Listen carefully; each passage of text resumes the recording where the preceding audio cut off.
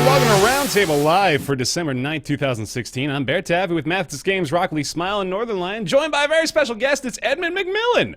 Hello. Hi. Good to have you. Hello. Yeah. It's exciting. It's episode 69 of our cute little internet show we got going on here. Thank you very much for joining us. That I can get into. Oh, It's yeah. adorable. Mm-hmm. This is an exciting time, man. Not only do we have Edmund McMillen on the show, but moments before the show began, Edmund McMillen came through with a very special announcement. You want to go ahead and just get the ball rolling that way? That seems appropriate to me. I'm pregnant. Oh! Congrats. Is the father on Iwatya? Yeah. Wait, was that what we're calling it now? That's the term that predators use to describe themselves. Mm-hmm. Yes. Do we know if the hair is hair or that is actually organic tentacles? Before you get into the announcement, that is a very important question I have to pose to chat. Chat, is the stuff on the predator's head, is that hair? Is it hair, or is it like some sort of weird meaty appendage? Maybe some sort of weapon? We didn't think about that, right? I've never seen it weaponized. Who translated the predator language to know that they call themselves Irwatya? Yeah, that's another good question. We need The to figure aliens, out. probably. Probably what we call them. I thought we just called them predator. You know, it's like we went to the predator homeworld and we're like, "What's this?" And they said Iwatya, but they were actually just pointing at like a turd on the ground or something. We've been calling them like their word for shit all this time. And then they massacred us with their dreadlock arms. So Yeah, it's really like an inverse Thanksgiving situation. We wonder why they make us into slaughterhouses. anyway, Edmund's got some important info to divulge, I think. Yeah, we're disappointing everybody and not releasing the expansion this year. It's going to be on the 3rd of January. January 3rd. Can you believe it? I'm What just an sad upset. about it. I'm going to refund my Isaac. Yeah. after No 400. pre-orders. No pre-orders. Mm-hmm. I'm going to be mad about it, I think. So that's awesome. I don't know. So we'll be talking that along with any other little tidbits we want to talk about with Edmund today. For the first bit of the show, we've also got the Champions of Fire Invitational. Our very own Ryan Latorno is hanging up the YouTube hat, going into the world of competitive mobile esports. So that's some exciting development. Also, in a niche before it becomes popular. Good on you, Ryan. Yeah. That's how you do it. Thanks, guys. It's always nice to have the support of the internet behind me. Hey, I was cheering for you. Thank you, Nick. it's basically like if you invested in Google in like 1995. You're really getting in on the ground floor here, man. Yeah, or if you bought like 1,000 Nokia N-Gauges and then tried to resell them like 4 years later for a profit. I'm not saying it is like that. I'm just saying it's between the two, maybe. It's like the current value of a Jace the Mindbender or something like that. Excuse me. Now, Jace the Mind Sculptor is still valuable, Bear. Jace Vern's Prodigy has dipped in value after its standard rotation. Yeah, we got something deep in your core with that one, huh? Shit. Okay. Nick is going to talk to us a bit about the Resident Evil 7 demo. This is like the final version, right? Yeah, This it's is over. Okay. I finally finished the demo and finished the mini episode that is that demo. Then we've also got Ghost Lords. Nick will be telling us about that. And then Nick, Mathis, and I have played The Last Guardian.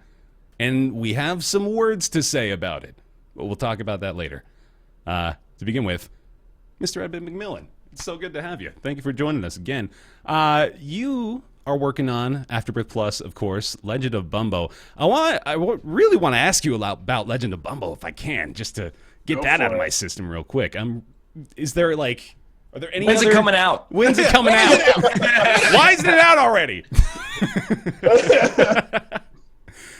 Wait, what did you want to ask? Was there something in there? Well, we got the details that we have so far it is going to be...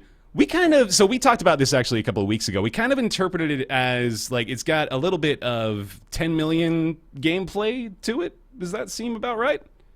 What is 10 million? It's like a match 3 game where you well actually I didn't play 10 million. I played You Must Build a Boat, which is the like Exact the same success- thing. Yeah, basically the Yeah, same that thing. game is 10 million. Same developer. No, it's more. I mean, if the games I'm ripping off are Puzzle Quest, Okay. I'm into that. The Binding of Isaac. What's that one? Binding of Isaac, it's a ripoff of Legend of Zelda and Spelunky. Okay. What does Splunky rip off of? Spelunky's the ripoff of Crawl and Mario. Oh shit, man! I like this game a lot. Hold on, what's Crawl a rip off of? Of Rogue. What is it? Of Rogue. Oh, Rogue. okay. Well, that's the core then, right? That's the bottom level. Once we get to Rogue, that we can't get any further than that. Nope. I'm sure there's somebody out there who's screaming their head off, going, "Actually!" It's a fun game. We could do little flow charts for all our favorite games and see where they All take we're really us. finding out is that creativity is dead, and we're nothing but copycats. Oh yeah. This is 5 degrees of separation. Well, it can't all be to Rogue though, right? Not everything leads back to Rogue. No, everything. Everything. It either leads back to it or it leads up to it. Yeah. Like, it's just a big, if you look at the chart, there's a big rogue in the center, and it's like a pyramid and then an inverted pyramid. Mm-hmm. And the hourglass is just our life ticking down. I do actually hope to start posting details on. I think once this Afterbirth thing is out of the way completely, then James and I will start an official blog where we give details, and hopefully the game will be out mid next year, late next year. Mm-hmm. something like that. Sweet. And we've gotten to the point. There's a lot of interesting things I'd love to go into detail about it, but yeah, I mean, it really was a very organic start. It didn't start as Bumbo, started as something completely different. But I'll probably do a post about that. But either way, it's just it's a solid puzzle game, dungeon crawl, Isaac like. All roads lead back to Isaac, which means all roads lead back to Rogue. So I was like, I've seen so many games that are referencing Isaac. I have to do one. Yeah, that makes sense. Well, speaking of referencing Isaac then, so with Bumbo, I feel like it's just sort of a natural assumption that it's going to be, pretty heavily related to Isaac, right? Like a lot of the themes are going to be Isaac tied. So do you think it would be like enough of a standalone to where if you haven't played Isaac, you'll be able to play Bumbo, or what do you think is the situation There's going to be a lot of, in a lot of ways, this game will kind of almost be a prequel. Okay. I don't want to say too much because that's part of the fun of the lore. Sure. figuring the game out. Sure. But, yeah, I would say it's a prequel in the Isaac world. You don't need to know jack shit about Isaac to play it because it plays more like a puzzle game. I recommend maybe playing Puzzle Quest if you want to get to know it. But there's going to be a lot of nods to Isaac item-wise and stuff like that. And the structure is very Isaac-y. But we're playing around with a lot of different stuff. Less RNG, more watching what you're doing sort of AI, which is an interesting leap in a different direction, which has been piloted by James. And he has a lot of really cool ideas when it comes to that sort of stuff too. And it's more complementary to a puzzle game, where you really want the 1 + 1 = 2 type formula. But yeah, I'm super happy with it. It's taken almost a year to get to a state where it's like, okay, this is what the game is. Now we can start talking about it. And the graphics are great. I'm really happy with it. I really like the aesthetic of the game. That cardboard cutout. It's really cool looking. It makes it really easy on me and difficult on James. I'm literally drawing a more primitive. My art has gotten more primitive over time, and I'm more like a little child drawing something. And now, literally, I am drawing like a little child. And then once I scribble some stuff down in Flash, James gets to export it, and then painstakingly cut out literal cardboard shapes, bend them, beat them up, and then animate them. Yeah. Easy. Damn, that sounds like a lot. I mean, because it is 3D. Yeah. Right. Like at least the interface elements are 3D. Yeah, so. it's all 3D. It's totally 3D. Cool. I mean, they're 3D cardboard cutouts, but a lot of them are like 3D. Like James showed me today that we have there's a shell game in the game, and so the skulls needed to be modeled from a 2D plane to a 3D plane, and it's kind of like, well, if it was a flat piece of paper or a piece of cardboard, how would you fold it, wrap it, right? What would you do? And it, it's cool. I mean, the whole thing's played off of the idea of, kids cutting out a piece of cardboard and making like a little dioramas. So we get to really go deep into our childhoods when it comes to playing around with cardboard boxes. We get to really go in that box environment. So was this the art style from the beginning, or did it kind of change as you guys have been making it? The original stuff that we were playing around with were actually puppets. Oh, really? Yeah, puppets. It wasn't. It was a bum. It was more bum themed. Uh-huh. Not Bumbo themed. It was more like a hobo wars type environment. Okay. We were playing around with, and they were going to be puppets. Then it was kind of like, well, like we're kind of dancing around something that I've done, and it would be, and I was already kind of like falling in love with. I always really liked the bum character designs in Isaac, the little one-toothed, no leg little guys. So, whatever. We'll go explore that. Right on. And your next game can just be Hobo Wars. Like that sounds pretty good. Real time. No RTS with it. I'm ready for it. A little insensitive, but as long as it's played right, I think it could. That sounds like that's got to be a game that already exists on Steam. It's sort of Greenlight. eugenics, right? I mean, it's a little in that it's not cats. Yeah, no, in a way, yes. Mm-hmm. Basically. Can't get away from garbage land. I'm a big fan of trash. And waste, just in general. Yeah. If people don't like it, it's my cup of tea.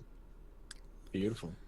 So, this is a non-dev question, a little bit of a tangential thing here, based on a couple of things you mentioned earlier. Also, chat, by the way, if you've got questions, we'll be fielding a few for Edmund, so be thinking about those as we're going through this segment here. But I was just curious a little bit. You mentioned that you worked in animal control before being a dev, so I don't know if you've broken this down before, but what's your favorite jobs you had before becoming a developer? I worked a lot of jobs before a developer. I was actually working in GameStop while I was developing as well. Like during the Gish cycle, the first few months of development, I was still working at GameStop to make rent, and then I started to had to quit my job and borrow money from the company to finish it. But yeah, I mean, I worked tons of shitty jobs. I worked, fast food, Dairy Queen, stuff like that, and I worked in factories, and I worked for the longest jobs I had were I worked at Blockbuster for like over a year, and then I worked animal control for over a year, and that was probably my favorite. But yeah, it was. I'd say a lot of like the rot and decay in my games comes from that, because I was the last hire before they went county, so before it like kind of grew into a more legit, larger entity. And I was one of 3 people, and I was kind of the whipping boy, and they had me do the deads, like all the dead calls. Like if it was a dead animal, Damn. and it's been rotting in the sun for a week, then call up Edmund, because he's going to scrape it up. So was that it was like a private company then before it went county? Is that what you're saying? It was owned by the SPCA. It was SPCA Okay. run, and that was like a nonprofit. Yeah. So it was kind of weird, but it was an experience for sure. I really did. If I didn't lose, I got fired eventually, and if I didn't lose my job, I probably would still be working there. I wouldn't have even ventured into games at all, because I was pretty happy with it. But the people that I worked with were really awful, and I technically quit before I got fired, but then when they begged me to come back because they were shorthanded, then they fired me. What? It's a whole story. I mean, I can tell it if you guys want. I mean, you got me hook, line, and Why sinker not? here, to be Yeah, I'm honest. interested. Yeah. It was a nightmare betrayal. Like I was really close to my training officers, and when we were going county, there was a lot of fear, because the people that I worked with, we all had high school educations. None of us really went to college. They weren't the most educated women in the world, and they had trouble passing a lot of different tests. Like you had to go do firearms training, you had to go laws and arrest, you had to take tests, and I was able to pass those, and my training officer wasn't.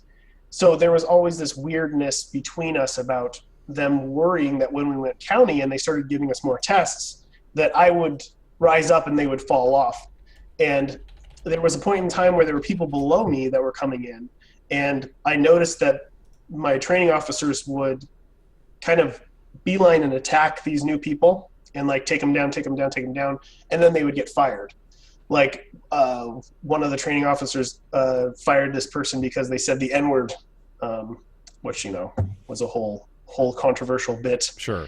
there's a lot of detail to that though. It wasn't like it's hard to say it wasn't in a racist way, but this lady was quite country, and was using it to describe how she didn't want to be treated. Anyway, she was fired. Another guy was hired. He was fired, and it at times seemed like it was they were ganging up on these people, and then. Further down the line, we're going county. Things are getting even crazier. There's only 3 of us left, and I find a little floppy disk that says Edmund on it. Oh no! So I put it into the computer. Floppy disk. I don't mean to say this tangentially, but floppy disk is definitely dating this story a little bit, isn't it? Yeah, it was a 3.5. It was the early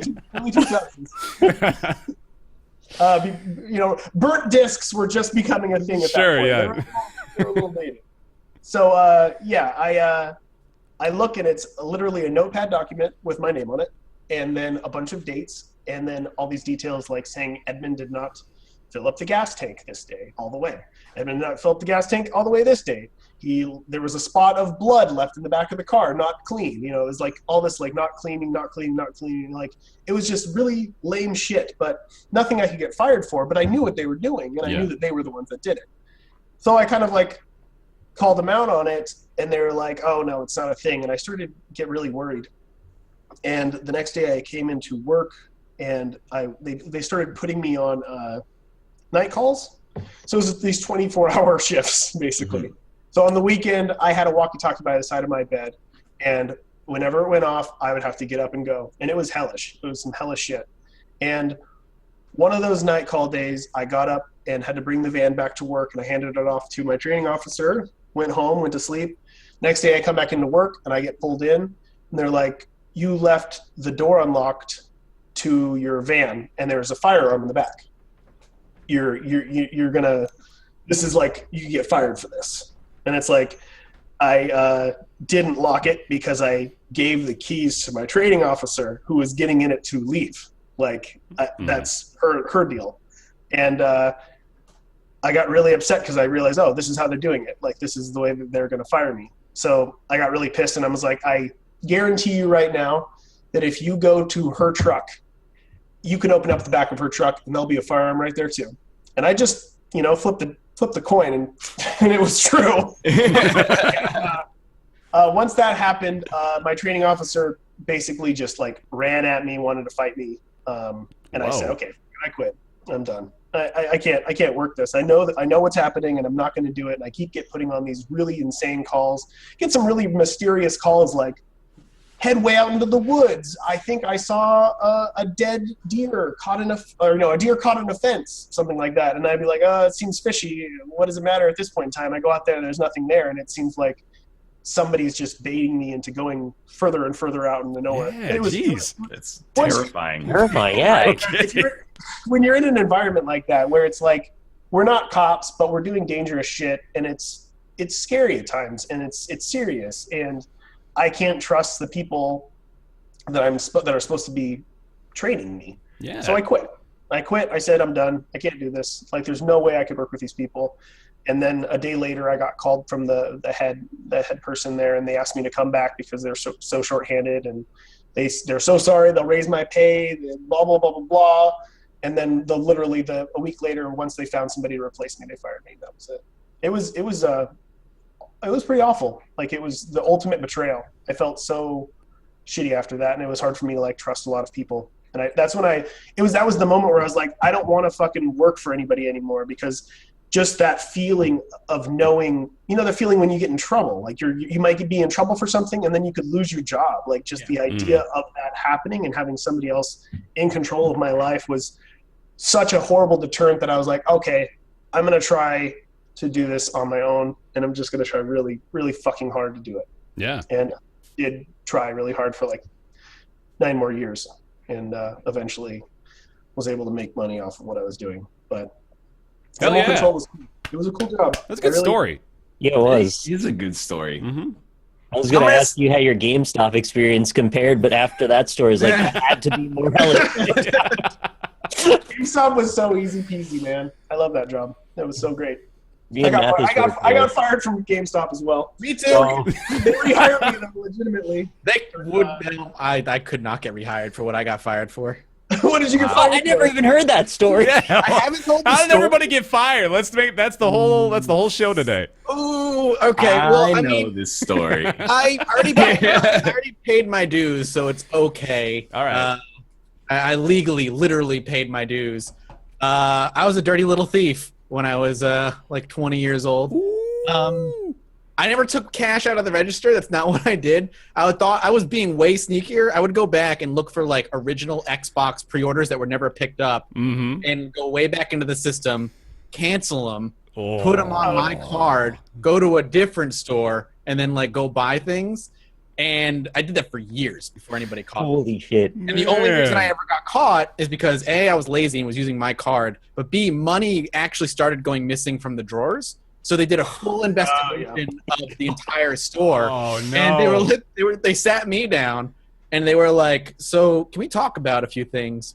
And they tried to pin the money on me. They're like, one of the things the guy said is like, "You think you're the one taking the money?" And I was like, "Well, I'm not." Then they said, "What if we told you we had a little camera on the desk that showed you taking money from the counter?" And I'm like, "Show me the evidence," because I never took money out of it. They're just trying to scare me into admitting to it. But they're like, all right, well, we have this at least. This seems fishy. What's going on here? They pinned me for like a little over $3,000, but that's all they had evidence for. But it was a lot more than that. But yeah, I got fired because like I was being a fucking thief. I would have caught your ass. I know how to do it. The thing is, I was working with a bunch of people who didn't. Like, they were too stupid to realize what I was doing. And I used that to my advantage and got a lot of free shit. You wouldn't have stood for that AM Rockley smile, huh? I don't think so. Definitely not. I shouldn't have done, like, I understand. Like, I was being, this was like 11, 12 years ago. I was being a little asshole. Yeah. I had to pay. I'll tell you, though, like, I've worked those jobs. And when I worked at Blockbuster and GameStop, everybody stole. Like, the managers stole. Like I probably shouldn't talk about that because that's, like... really, Actual felony implications on the show. That full store investigation before, just so you know, only one person got to stay in the store. The GM, the manager of the store, was the one taking the money out of the register. She got fired. One person got moved. I got fired. And the only other person that was working there got to stay, and he got like a promotion. And then he got fired 4 months later for being seen hanging out with me in the mall because we were friends. Wow. So. Jeez. Man, that's so surprising to hear that that's the way it was for you guys. At my store, the only thing that got taken was the pennied out guides. We were actually pretty by the book. Which, What is a pennied out guide? well, after a guide sits on the shelf for too long, it gets pennied out of the system, which is you're supposed to ring it through for a penny to basically absolve it from inventory. And then you're supposed to field destroy them, rip the covers off, and put them in a dumpster. But instead of ripping the covers off, we just take them home and keep them because that's stupid to have to destroy them like that. It's like a gangland slaying. out too. What was that? Do you ever penny out games? Because I remember we pennied out games in our store, and sometimes like, Yeah, we wouldn't take them home, though. Yeah. I didn't do anything too horrible. I mean, with Blockbuster, I had there were some holes in the system that I exploited for sure. But with GameStop, the worst I did was when somebody came in with some rare NES game or whatever at the time, I would tell them the price we'd give them, and I would say, I'll give you that price in cash. I had to take somebody in the back room and have a talk with them for that exactly. That's awesome. But yeah, that was basically it. There's, it's hard not to exploit holes when you're poor and Yeah. Yeah.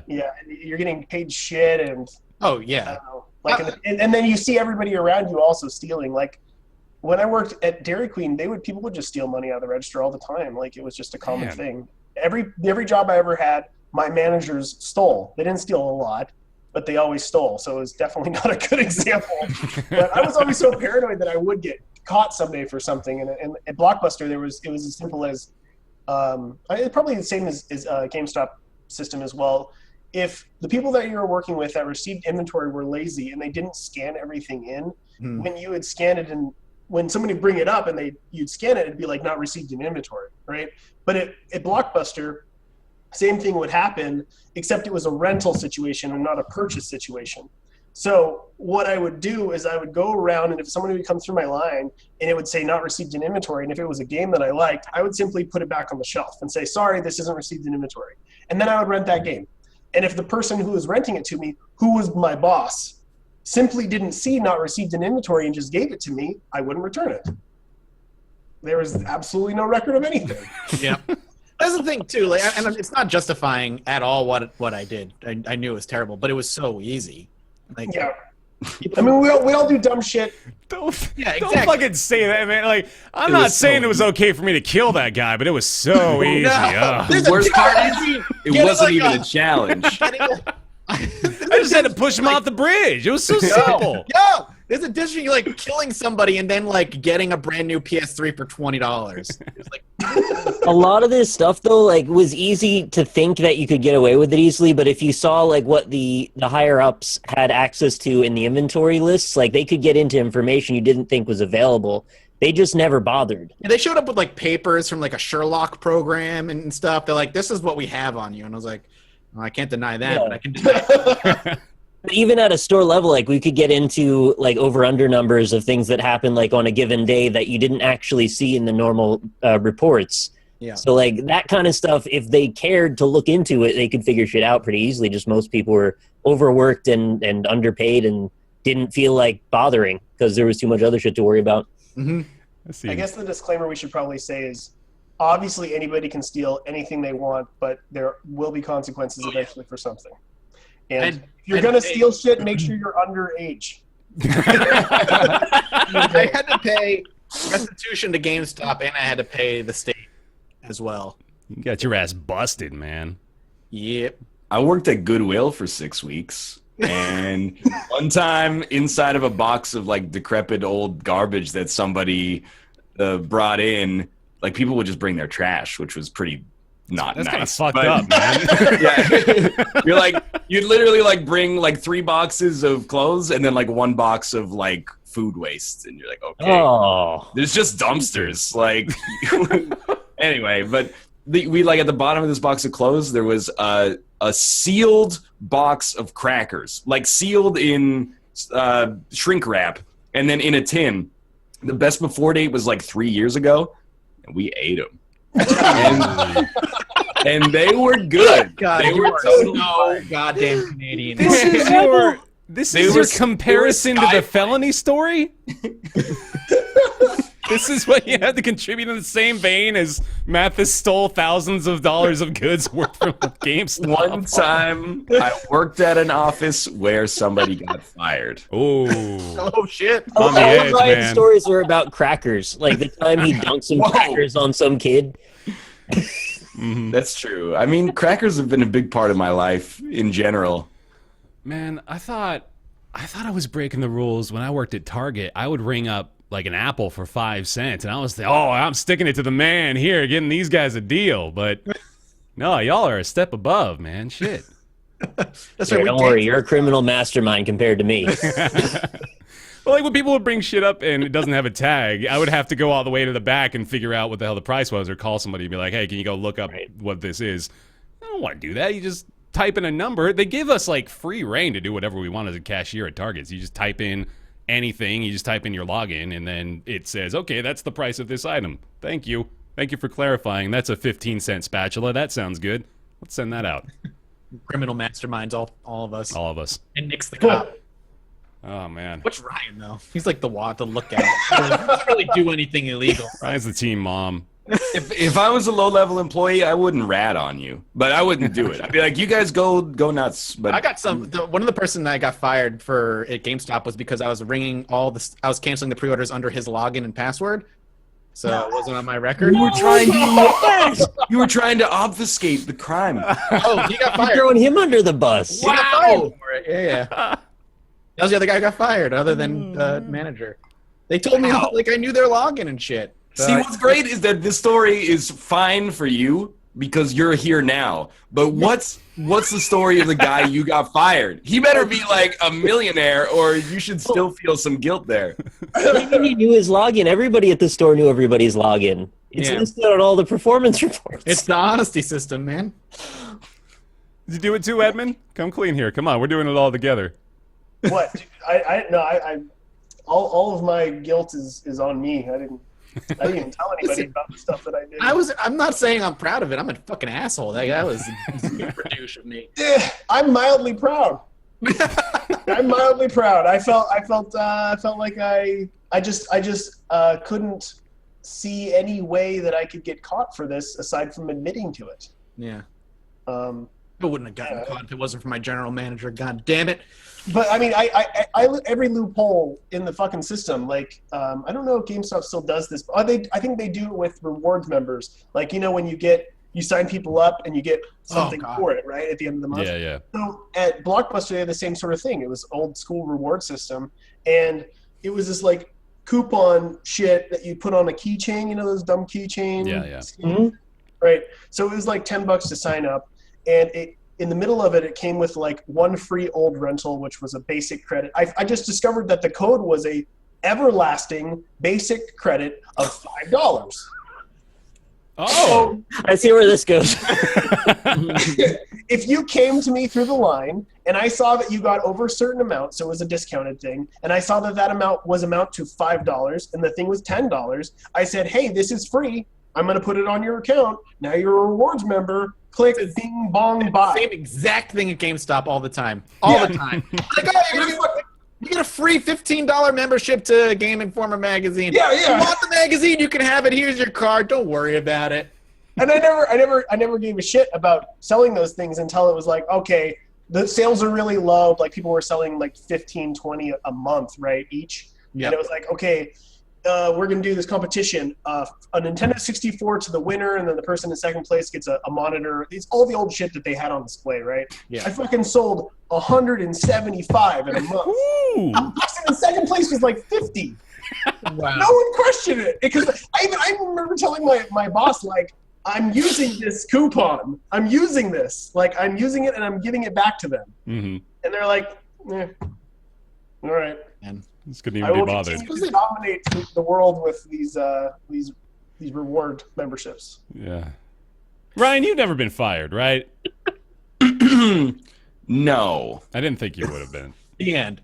I wouldn't be surprised. Like in Korea, probably a lot of teachers would be fired if you didn't have to fire them and then put them on like a $2,000 flight back to North America. But they're like, it's too much trouble. We got to get someone over here. And then like to get a replacement, you can't just walk down the street. So, I mean, I don't think I would have been fired, but it probably would have been, there would have been a greater chance. But apart from that, I mean, I'm the kind of guy who's like, if I'm like 2 minutes late for work, I'm like, I'm going to be fired. Like, one strike and you're out. Yeah. I've been fired, but it was How many times? just Who once. did you steal from?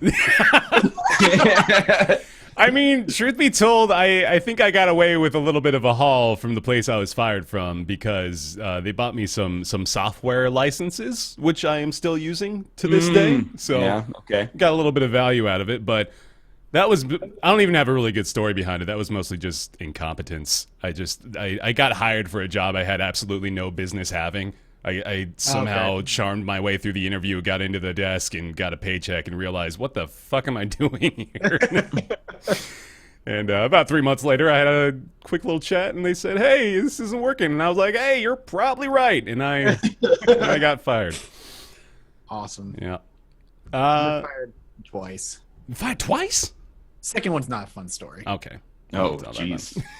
Does it get worse than you No. stealing It's thousands of boring. dollars? I got I fired. embezzled $1 million. I got fired the second job because I was working at Chili's, and every time you go to a table, you're supposed to be like, and here's the specials, and do you want this? And like basically try to sell them, and I wouldn't do that. Mm-hmm. And they kept talking to me, and I'm like, no, I don't want to sound like a car salesman. That doesn't, it's not the kind of quality of service I want to provide, so they let me go.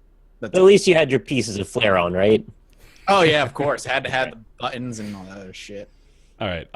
So, chat, if you've got questions for Edmund, this is a good time to let them fly in chat. We'll try to filter through, see which ones we can grab there. I'll start it off. This is actually a question from my wife, Elise, for you, Edmund. She's a big fan of Isaac. She's got like 600 hours in it or something crazy like that. The ladies love Isaac. They do. You mentioned a little earlier that the rot theme does spawn a lot from your days as animal control. So there's a little bit of an answer to the question there. But I was just kind of wondering, generally speaking, where does your new item creation process start? Are you at this point maybe like so far into it where it's maybe like just an automatic process of one thing clicks to another? It starts watching Ryan's episodes and listening to Ryan be like, I'd love to if this item existed. You flatter me. That's all I do. No, yeah, I think at this point, quite honestly, I watch my wife play. Like, I don't get to play because my wife just hogs the television. She plays on PlayStation constantly, and she's trying to 100% Afterbirth currently.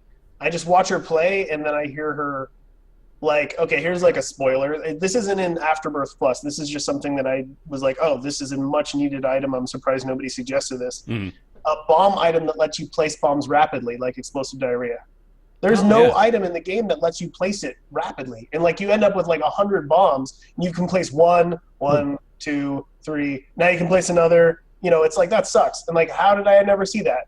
And it was just one run where she just had shitloads of bombs, and she uses bombs a lot to kill things. And I was like, oh, like, why isn't there one where you just hold down the bomb button and just spam bombs? So if I end up doing a mod item for the first monthly expansion edition for Afterbirth Plus, I'll probably make that item and put it in. And that's usually what it is. I mean, I don't design around aesthetics at this point, which I always forget what the design process is called. It's either top down or bottom up. I think that's top down design. I'm not too sure. It's like when you take like a theme and you design around it, or when you take a mechanic and design around it. It's either top or bottom, and I always get them switched around. But at this point, I'm designing around mechanics that are needed.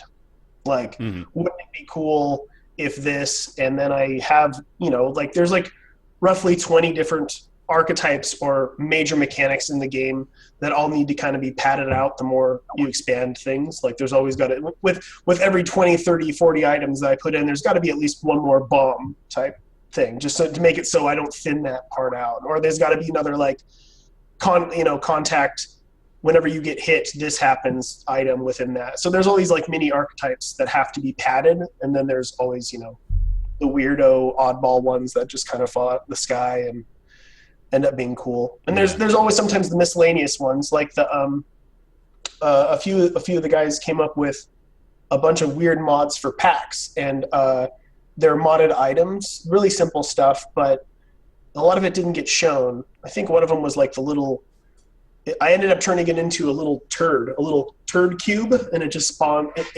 You'd use it and it would spawn like a little turret fly, and nice. It was like a 1 or 2 charge or whatever. Yeah. And I was like, well, wouldn't it be cooler if it was like a timed charge, because we don't have a lot of those right now, and you could just spawn shitloads over time, or even reduce the time and then go crazy and make shitloads of turrets and stuff like that. Yeah, Just stuff like that. awesome. Like, just keep. I'm still surprised to this day though that I can come up with new ideas. It seems like it should be tapped out at this point, especially without adding like a whole new mechanic to the game. If I added something totally new to the game, then I'm sure I can come up with 100 items that are revolving around that. But yeah. Well, here's a related question then. Travis Dog is wondering, for how long do you see yourself working on expansions for Isaac? Oh, this is it. This is the end. This is the end? Okay, there you go. This is the end. No, yeah, it'd be nice to take a break. I want to take a break from randomly generated anything for a while. I mean, it was fun to start out with and really build upon. And 2 of the games I'm currently working on, Ouroboros and Bumbo, are both randomly generated. And I would really, I don't know, I long for it sounds weird because I never thought I'd say it, I long for the linear game again. Yeah. And I might venture back into that, but I still have so many, like Ryan was saying, I want that game that I can play forever. That's what I want, and I want that more than anything. And I still have a bunch of designs for what those games could be potentially, and I'd like to explore those, but there's such an illusion with random generation. Like you on the surface, it seems like, oh, it'll be easy and quick, because it's, you just build some content and you just randomize it. And it turns out, especially with platforming elements, like games like Spelunky and stuff like that, you end up having to make so much more content than you ever would a linear game. It's insane. I can see that. Yeah. We got one from the Wicked Goose. It says, Edmund, what is your favorite game that you have developed? I think Isaac is my favorite game that I've developed at this point. I mean, that and Meat Boy are my two tops. Design-wise, like I'm very proud of both of those designs. But you know, you never know. It took me a little while to really be okay with what Isaac is, because I think originally when I set out to make wasn't the game that people played. I guess similar to how Minecraft was. Like, I think I really wanted to make a more strategic structure, and it ended up being a slot machine.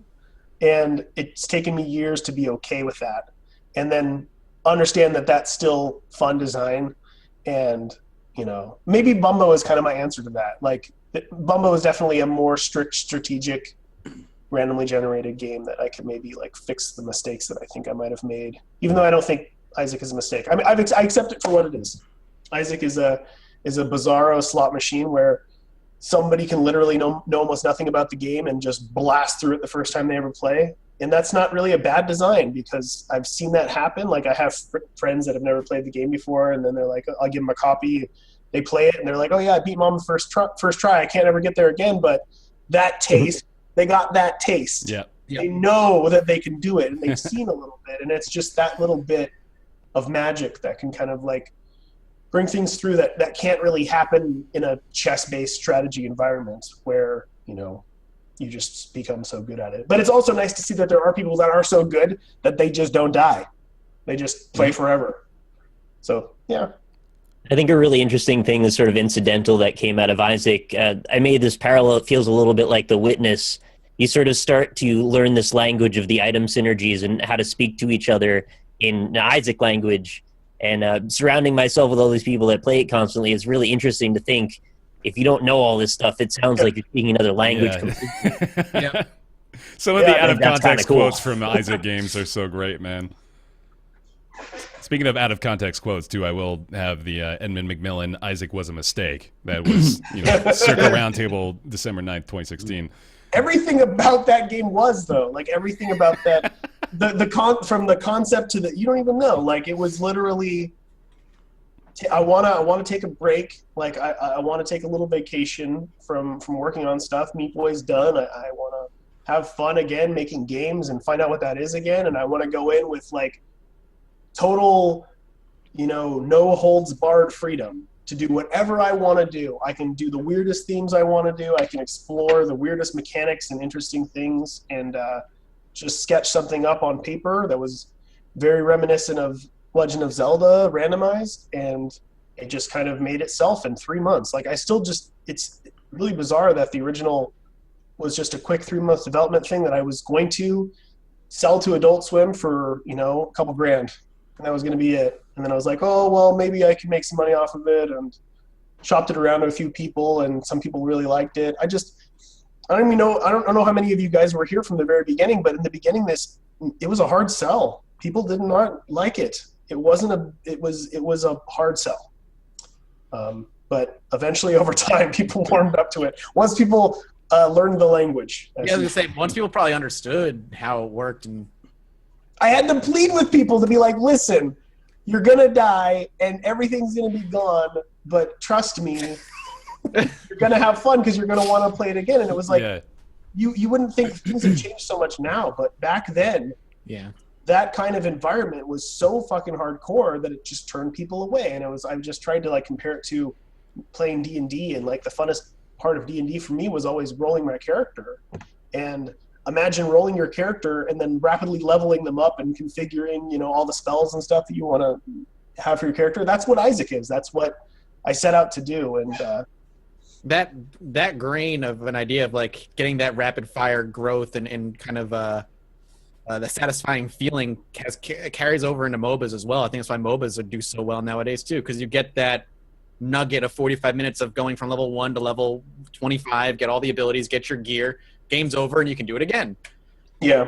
I remember playing through Diablo 2 and doing a 24-hour play of it to just max out. I think they expanded it with that, like, that guy that can turn into werewolves and bears The or whatever. druid. else. Druid, yeah. Yeah. And I was like, all I want to do is I would just want to max this guy out, and it took a whole day. And I remember thinking to myself, wouldn't it be cool if there was a game that just had a bunch of skill trees, and you could just max yourself out within a half an hour, 45 minutes? We got a question from Dan Giesling. Oh no. Yes, how has having a daughter impacted how you develop games? It makes me feel very guilty for working. Like, if anything,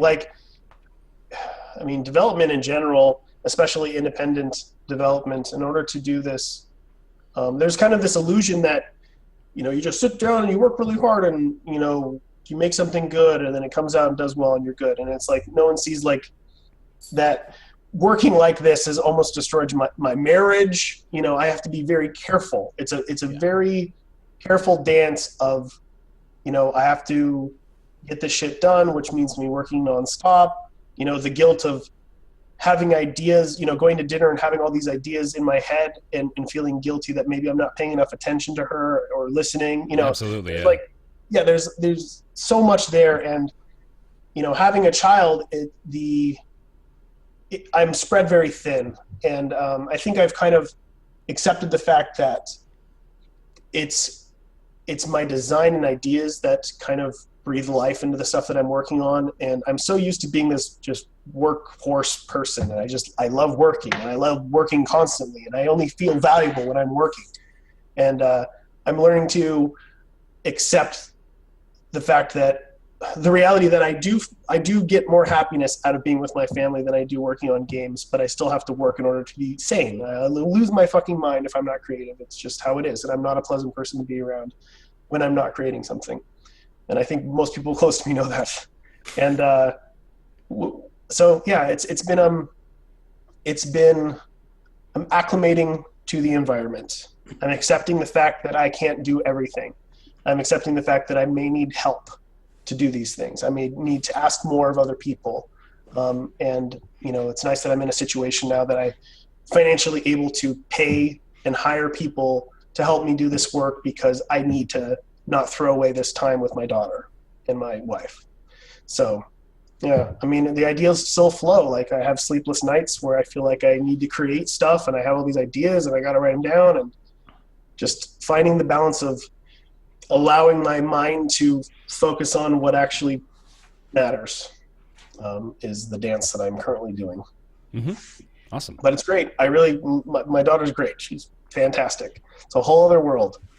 I appreciate life a lot more and a lot differently than I ever have before, and I wouldn't change it. I highly recommend, if you're going to have a baby, you wait as long as you fucking possibly can until you're with the person for a very long time, because it's a whole other adventure, and it's it's costly, and it's a whole other world. Cool. Wait until you can siphon enough money out of your employer first to put it in the college fund. Yeah, find out the most strategic way to steal from a company, so you can support your future with your all your goodies, your booty that you've pilfered from Blockbuster Video. But I really relate to what you're saying, actually, because I've kind of found myself becoming a workaholic as well at the expense of my home life to some extent. And I'm kind of interested in your insight, because it's such a bummer. I try to keep at arm's length from internet reaction. But when you're busting ass all day, every day at the expense of other parts of your life, and then you come out with something and people are dismissive of it or outright angry of it, it's so hard to just be I poured so much of myself into this, and then you take it so personally, as opposed to, I don't know, maybe if you worked less you wouldn't, but it's hard to break that, and it feels very raw. Yeah, and it's something that a lot of people don't talk about. I wish more. This is going to sound super fucking stupid, but and I'll probably get shit for this, but I think a lot of guys tend to feel only valuable when they're working, when they're providing, when they almost get off on this I'm running myself to death sort of thing. I'm this ox pulling, this I got to plow the fields, all day long. Yeah. Because that's my only value. and nobody really talks about it, and it kind of sucks in that respect. But yeah, it's difficult, and it is extra shitty when you sacrifice so much of yourself and your life to put something out and then have people be critical of it. But over time, I think we all probably learn to know what not to listen to and not care about. It does eats away at you. Like, I've had some really, as you guys know, the last expansion release was a fucking hellish experience for me, and it was a very confusing experience. It was right when my daughter was born. I was getting no sleep at all. I was so confused, and I was so, at the same time, excited about the ARG that I was doing because I was so into it, and I felt like, oh, people are going to love this. Like, the people that are involved are going to have so much fun because I'm having fun.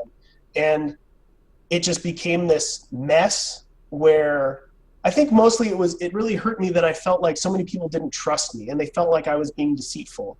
And the internet's just like that, but I just wish people would put actions into context, like put the person who you at least assume that I am, what would I have to gain from fucking anybody over? Like, it's not really, I'm not getting money from this. I'm not going to get more money by lying or withholding.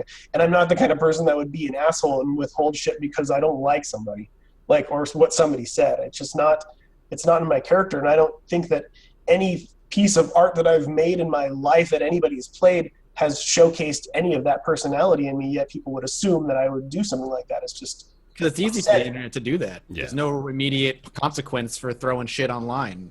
Yeah. And they can just vent their raw feelings online and just direct it. And since you're, the head of the Isaac world, they're like, oh, fuck Ed, he did this because X, Y, and Z, when it's not the truth. Luckily they blame Tyrone for so much now, and I love Tyrone. Probably right. I love Tyrone for being there. Like, Tyrone is a wall when it comes to that stuff. He's just like, "Fuck you!" Like, he doesn't fucking care. He doesn't. You guys have taken on like good cop, bad cop personas. Like, Absolutely. It makes my life a lot easier, and he's been really great to work with. And if it wasn't for him, this shit wouldn't have gone down at all. Like, it would have just been a shitty Flash game. And I wouldn't have been able to make another expansion because of it. Can you talk about the ARG for a bit for those that may not have really followed up with all that? Sure. Yeah, I can try to talk in great detail of what I can remember from the beginning, but again, it's super fucking fuzzy. Basically, At the end of development, during development, I always joked around with the guys, and I was like, wouldn't it be cool to do an ARG? Well, let's do an ARG. Let's do something cool. And it was like, okay, well, what if we do like a secret character? And at like the midway point, we started planning this secret character that was going to get unlocked when you maxed out the greed machine.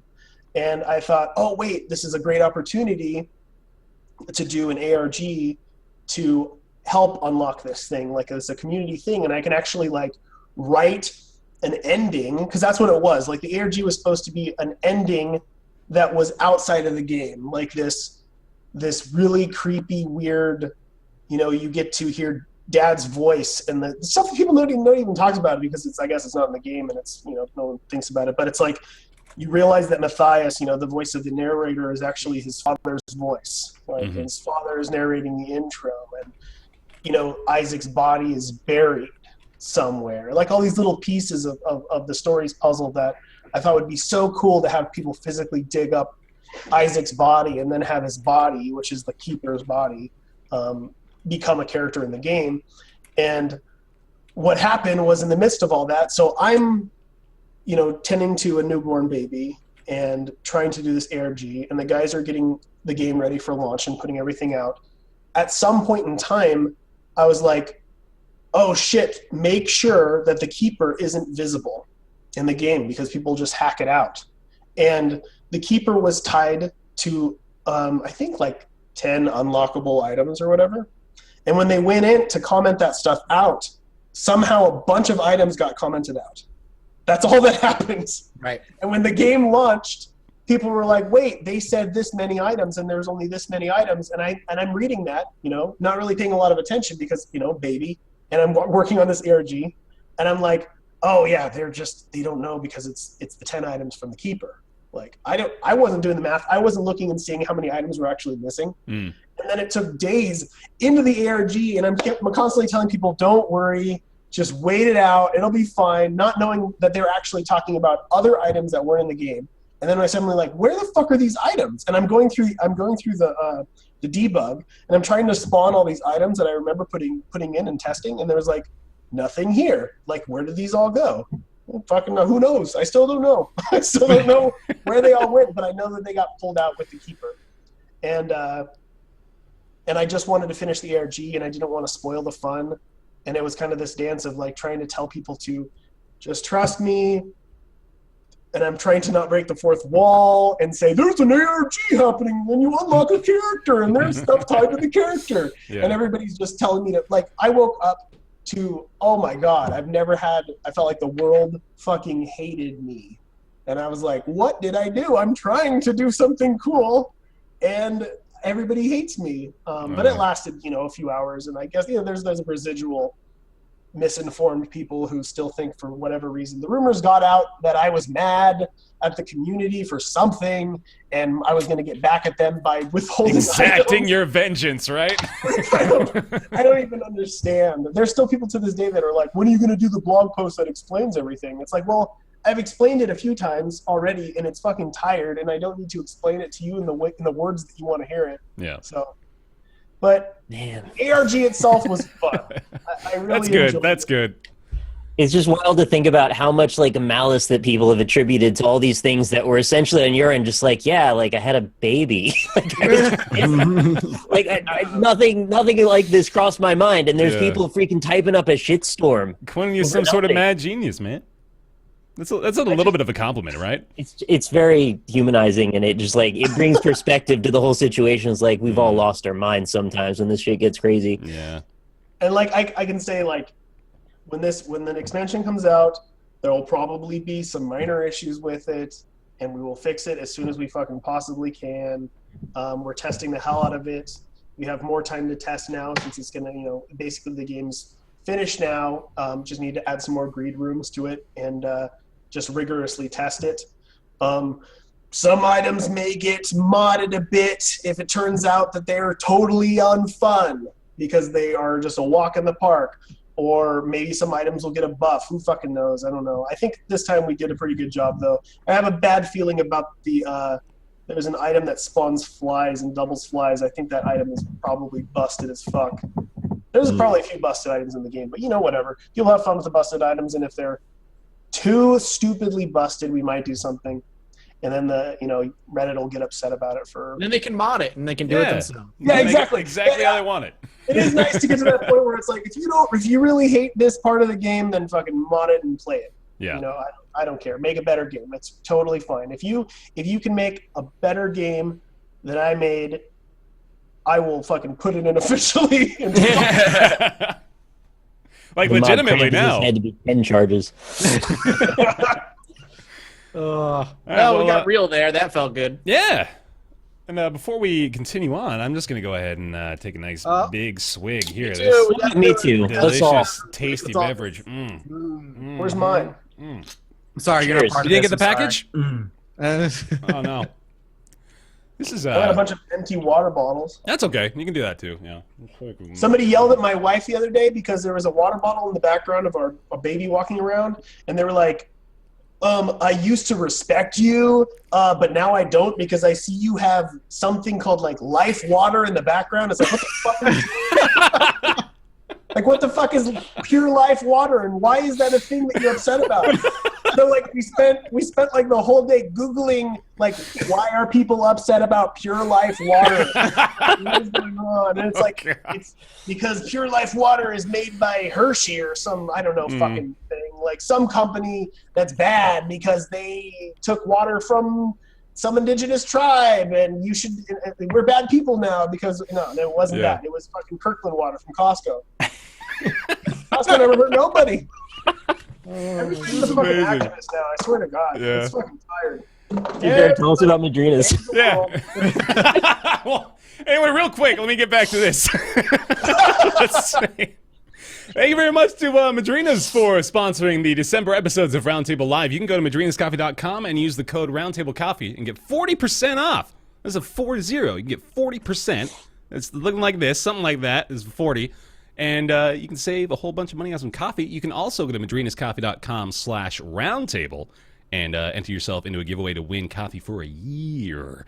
An entire year's supply of Madrinas, all for you. We've also got a hefty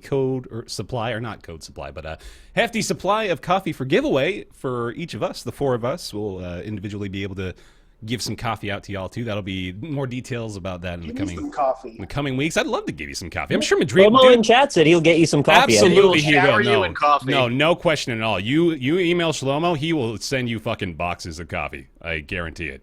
But I'm just happy they're not associated with that pure water. I can't be. I don't want to get yelled at online. That's right. But yeah, thank you very much to Madrinas. Again, it's madrinascoffee.com/shop and madrinascoffee.com/roundtable. You can go, you can use the Roundtable coffee code, 40% off. It's awesome. Thank you very much to them for sponsoring the show. Thank you, Madrinas. Thank you, Madrinas. Madrinas boys. It's so good, man. It's tasty coffee. It does look good. It is good. Okay. Dude, I had that same story about the Nestle Pure Life water, but instead I offhandedly said, like, I'm going to buy a Soda Stream, I think, because I drink a lot of sparkling water. I'd like to have a Soda Stream. Not knowing, apparently, like, they're owned by the Israeli government and manufactured, like, in the West Bank. And the amount of comments I got over that was like, Jesus Christ. Like, I do get that it's a serious issue, but at the same time, I just want sparkling water. Like, there's just a way to go about it. There's a way to be like, hey, did you know this? I just thought I'd let you know that that company may not be the best company. Here's a link. Not just like, hey, you asshole. You're a horrible person. Yeah. I'm better than you because I know something. It's Occam's razor. Why don't you just assume they don't know instead of assuming malice and thinking they're out to, like, destroy the world over it? That's the fucking story of my life. All right. We're going to do a couple more questions for Edmund and then knock out the remaining items in our docket here. So I want to know, you know what I'm interested in? I'm really interested in what you guys thought of that last Guardian. I'm looking forward to that. Yeah, definitely talk about that. I was going to save it for the end. It's the big meaty one. So, well, good thing I hyped it. Yeah. Yeah, well, I got to tell you, like, before we get into it though, I am heartbroken. I really am. Like, I was hook, line, and sinker for Last Guardian too, and it's. We told you it was going to be you were hoping too much, and you're going to be broken. And I thought I kept it in check too, but yeah, okay, I'm teasing too much. We'll it's what happens when the people that make the games that were good leave the company. Yeah. And do other things. Yeah. That's what happens. Yeah, you're right. Oh, here's a good question. 18 quintillion planets to explore. Oh, poor Bear, though. Here's a great question. I wanted this game so much. I gotta turn on the dime. Here's a question for Edmund. Which sample pack of Madrinas would you suggest? I'm interested. Give me the options. Oh, you got yourself delicious cappuccino. You got 2X dark roast, vanilla, mocha, cold brew with milk. Oh, so many delicious things. I'm gonna go with those. There you go. Every single one. You on the podcast, sir. We had one. I'm sorry I missed you a little while back. I think it was Rattata. It was the Pokemon Rattata. Actually, had a question for you in the chat. You sure it wasn't a Ditto in disguise? See, okay? Have you been playing Pokemon Go? Yeah, I'm back in. Okay. I'm ready to fucking go. I'm one of those people. I posted that I caught a fucking Ditto, and everybody's like, dude, that game was so fucking last week. Fuck you. There's still millions of people who play it. Fuck them. Like, no, dude, say what you want about that game. It may barely be a game, but that game was probably one of the best gaming experiences I had of the year. Like, it was a memorable, fun, social experience, which was badass. I totally dig it. I liked it more than the Pokemon games. It was, and I'm raring to go again. I'm down. I just hope enough of my friends are down with it as well, because, yeah, like walking the pier, the Santa Cruz Pier, at fucking 2 a.m. and seeing hundreds of people. Yeah. It was just like, wow, like being a part of something that was so weird and such a viral insanity. And it's just, I don't know, very cool. Mm-hmm. And I just hope they add shinies. That's all I care about. Sure Give me something more rare to look forward to than a Ditto. Well, everybody's caught a Ditto by now, though, right? Because they got the. My wife hasn't caught a Ditto. She hasn't. Oh, okay. She hates me for it. I caught 2. Mm-hmm. Both Rattatas. And segue back into Rattata. Yeah. So, he wanted to know, do you design the games primarily around the story first or around the particular gameplay mechanics that you're focused on? It really depends on what I want to do. Sometimes it's like a rough mechanic, like with Bumbo. I really want to do a randomly generated puzzle environment type game, and then I kind of designed around that. Maybe I do. I guess I do. I usually come up with the very base design first, and then I think what would be cool. And nobody's caught on to the fact that I just keep writing the same story over and over and over again. But you guys will soon catch on to that. I'm a one-trick pony when it comes to writing from, loose reality and my own weird obsessions. So, yeah, with Isaac, it was, hey, I'm making the binding. I'm making Legend of Zelda, and how did Miyamoto? He did it based on his childhood, so I'm going to do it based on my childhood. What was my childhood? It was a bunch of feeling completely out of place and weird around my odd, overly religious family, and ta-da! No. But yeah, it's easy for me to get inspired by certain events or things in my life that happen and be like, I want to explore it. The hippie art side of it is quite literally I usually go in with a theme that is interesting for me because I'd like to think more about it. I'd like to explore it more, and I usually come out the other end with a more well-rounded perspective of things because I really went in having Isaac be a very critical, anti-religious theme, and I came out the other side feeling, hey, if it weren't for the creativity that is put into Christianity, the amount of pretty awesome imagery that the fire and brimstone, revelations, all that sort of stuff is super inspiring. And I can't deny that I was very inspired by a lot of that stuff. So it's not all bad, mostly bad, but not all bad. And, that's usually the most inspired ideas. I come out the other end feeling like I have a better idea of what I'm talking about, I guess. So. Good. Real quick, I just want to make sure that we didn't totally go offline just now because shit's breaking. I think we're good. Okay, we're good. Anyway. Yeah, it was just Tyrone messing us up. Yeah. God damn it, Tyrone! Getting the back end, man. Okay, I think that is pretty much it for the chat questions. I did real quick just want to ask, is there any new info for Ouroboros that you want to talk about? Wait till next year. Okay. Right next year, and I think we'll probably start blogging more about that. I made the mistake of teasing too much too early and not realizing the workload that was going to be finishing the expansion. Mm-hmm. And yeah, I think next year we'll have a lot of interesting stuff. There's a lot of bubbling designs. I need to learn to shut the fuck up about what I'm doing until it's ready to come out. It's very it's hard. We're not doing you any favors here, I guess, are You're we? excited about it, so you want to talk about it. You get so excited. Yeah. You do. You get so excited about the things that you're working on, and you want to share it because then it makes it real, And Yeah. you're not in your head about it. And then then you're like, oh, this isn't going to be out for another year. What am I doing? But yeah, I'll learn eventually. Not be the guy that's finish your own fucking games. It's oh, that's all I hear. I post something about Afterbirth and somebody says, "Oh, why don't you make a new game?" Somebody else is like, "Why don't you fix the other games that you said you were gonna make?" There's an even spread of those people too, right? That's all it is. Yeah. Everybody who follows me on Twitter hates my fucking guts. I think we all feel that way. Yeah. I mean, that's what it's for. Yep. Especially Mathis, though. Yeah, oh, no, God. absolutely. Dude, I'm gonna come clean. I made the mistake of going into the last Blade Ballet episode. Everybody was like, "This episode is so much better without Mathis." I'm like, Oh, "Yep, that hurts. Sucks, doesn't Jesus it? Christ. yep." It's because I decided to play asshole robot the whole time, even though Rob picks the asshole robot for the whole episode. This doesn't is matter. such a niche thing, man. Nobody I knows what we're started talking picking it about. too, actually. Well, you're like our Tyrone. You take all the criticism I so do. that the rest of us can be absolved. And that's why I'm branching away. I'm like, I need to do something away, do judgment, separate, keep it away from the group. All right, one more quick one real quick. Not exactly gamer related. Lexi wants to know, Ed, what's your favorite music release this year? This year, let me look and see what I'm listening to. Mm-hmm. What are you into? What's your style? I like, I guess just alternative rock music for the most part. Okay. Let's see.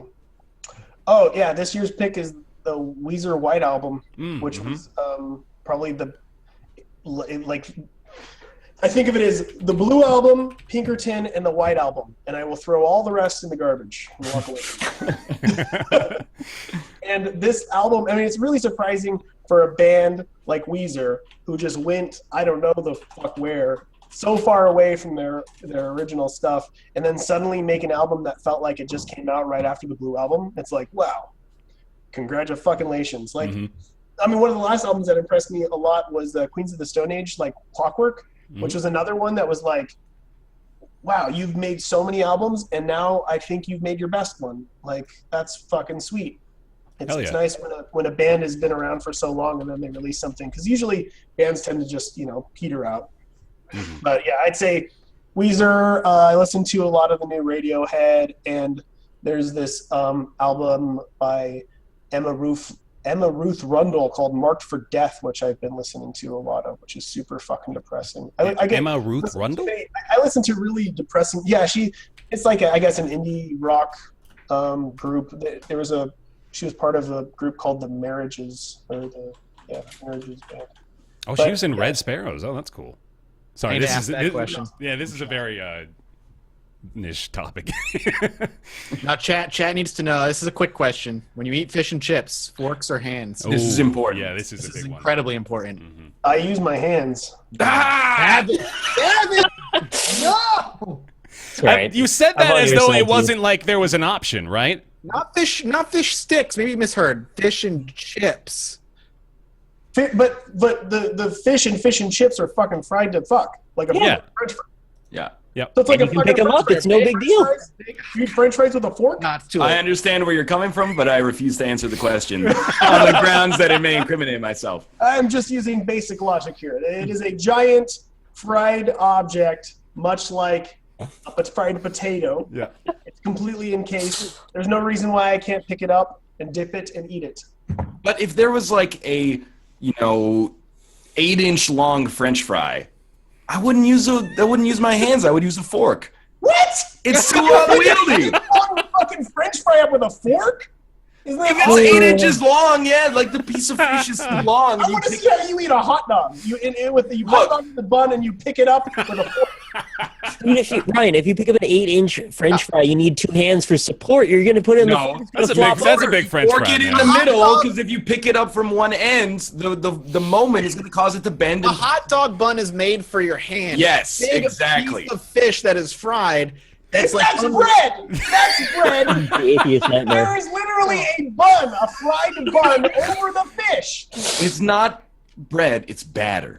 It's battered, not breaded. Bread. It's fried bread. We've been talking about like the fragility of the human spirit and like getting into real deep shit today, and you are way more impassioned about eating fish and chips with your hands than you were about anything else. You made my eye twitch with that answer. Well, what's great about it is that everybody is just aghast that the other side exists. Like, as soon as we came to this revelation, it's like, it's split 50-50, roughly, but each camp didn't know the other one even existed. Yeah, I'm with you. Oh, Everybody listen I've to ever had that fish and chips with has always used a fork. Like, Yeah. Did you guys see when I polled everybody my month of polls? I did, yes. Yes, So the most eye-opening one for me was the how do you wipe? I thought you were talking about magic card polls for some reason. No, you're talking about the online polls. Okay, yeah. Standing versus sitting. Like, no, it wasn't just standing versus sitting. It was like, do you reach between your legs? Do you stand up? Mm-hmm. Do you go from the side? Do you go from the back? Nobody talks about this sort of stuff at all, but we all do it totally differently, and most of us stand up, which is like... Yeah, that is very surprising. Not Welcome me. to the premise of the NLSS. That's like the whole point of our Twitch show. Yeah. Pretty much it. You know what's weird is that I can't I don't know how I do it. I'm trying to think about how I do. I need to like wait until I go to the gotta do bathroom and then. Follow Oh man, I know Do how it. it's got it Do covered. it right now. I think I'm a between the legs guy. You've been telling me you've been subconsciously wiping your ass for 27 years? How in the world have you been doing that? Never It's an thought of- automatic behavior, like breathing. Like when you're wiping your ass, you're not like, "This is how I'm going to do it." Do it. There's also the whole logic of, okay, nobody wants to talk about this, but we all have to look up at the toilet paper.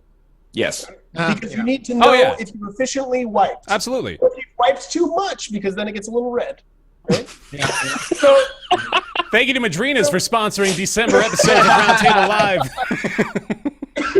Hashtag felons. I don't know. It just seems so awkward to me if I stood up, wiped my ass, and looked at it, as opposed to No. like reaching between my legs, wiping efficiently, and looking. Well, because if you're not done, if you look at the paper and you're not done, do you sit back down, or do you just? I know when I'm done. Oh, yeah, I know That's when the interesting too. I know when I I'm. know when I'm done. I know when I'm done too. I'm just like, it feels like it'd be hard on your knees. You know, what if you stand up and it's a longer than expected wiping session? What if you want to take a break halfway through? What do you mean you don't know if you're done though? Well, here's the thing. I don't understand that. I have a sensation of when I think. Let me put it this way: when I'm done defecating, I have a general sensation of like, this is a 1 wiper, this is a 10 wiper, right? Yeah. But what if you stand up and it's like that Parks and Recreation quote where he's like, it's just like a poop marker where you just keep wiping and it just keeps. Oh yeah, the old That happens, peanut- yeah. Peanut butter butt. Yeah. I just don't understand. Like, you could be standing for like 2 minutes. I've never stand and wiped in my life. Me neither. I don't understand. And here's the other thing: is like I'm thinking of human physiology. When you sit down, your butt cheeks come apart, Yeah. which is ideal for the pooping situation. As soon as you stand up, it all gets like mashed together in there, right? This is what the praying hands are for. Look at that, right there. Oh wait, look! I've got it. Look at this. Here it is. Oh, perfect. Look. Wow. Hey, look at you're sitting down. There it is. Of course, Sitting you just down, look. have that within arm's reach, man. Of course. Am I done? Is it time? Is it time to Okay, wipe? now I don't that's- know. Here, let me stand up. That's just offensive. Can you narrate this for our audio-only listeners? And you got one of these. He's demonstrating his hands. Oh my god! I'm not a between the legs guy though. I don't do that either. You go lean to the side. I lean to the side. Yeah. Yeah. We're gonna look at you when you're like 60 years old. You're gonna have like one ass cheek that is twice the size of the other one. What, you mean it's like eroded from all No, I mean like the one side is gonna be way stronger because it holds up his muscular entire cheek. body. Yeah. The other side is going to be tinted brown. The ghost poops always get me though. Oh, The yeah. ones you do one wipe, you're like, I don't believe it. So you go. Yeah. Those are Yeah. the best, though, man. They're so satisfying. Yeah. It's so The clean ghost afterwards. turds. Great. Yeah. We've never done a show like this No, before. yeah, it's a new format. I got a question for you guys. Sure. I've been noticing this, and I always feel really stupid. You guys ever go to the bathroom, defecate as you were, Mm. and then you get up, you're done, and you realize, I should have also peed. Okay. And Yeah. then you feel really stupid, and then you're like, okay, I'm going to turn back around. And this is like in a public restroom. I've had this happen. It's like, I'm going to turn back around and stand and just start peeing. And it's just like, I feel like such a fool. Why didn't I just let it all out? That never happens for me, man. I'm always a pee first, poop later kind of guy. It's like you sit down. The first function that my body says is, okay, we have this to empty out. This is taken care of. Now we move to step 2. I don't think I've ever shit without pissing. I don't think it's ever happened. Yeah. I've peed on my poop before. If you could believe this, there's a level of anxiety where you plan the act so much that by the time you realize you needed to pee and you didn't, it's too late. Yeah. You got to cut your losses and walk out. You gotta find a new bathroom, man. You're starting over. Do you guys remember this? Do you guys remember being a kid and doing the pee laser slice through the poop? No, but I feel like I missed out. Like that would be fantastic. I never did that. Oh well, that's like I did that. amazing, and you should. I did No, it's that. never too late. It's never too late. Fuck it. You Like, just the harder you push, the more like zoom. I think that's simultaneously a sign of like a really healthy stool and like really developed Kegel muscles. So that's like you're 2 for 2 on that one. Dude, from the waist down, I'm a fucking god. All right, hold on. I'm casting out the line. I'm reeling it back in. Here we go. We're back on the show. We're back on the show, everybody. You were off the show? How you doing? No, yeah, we teleported to a different show. Okay. Now we're back. Okay. Ryan, Yes. welcome to the world of esports. Thanks. You are esports now. It's a brand new facet of this world that I don't know if I'm ready for, but I want you to tell me all about it. When are you deleting your YouTube channel? Yeah.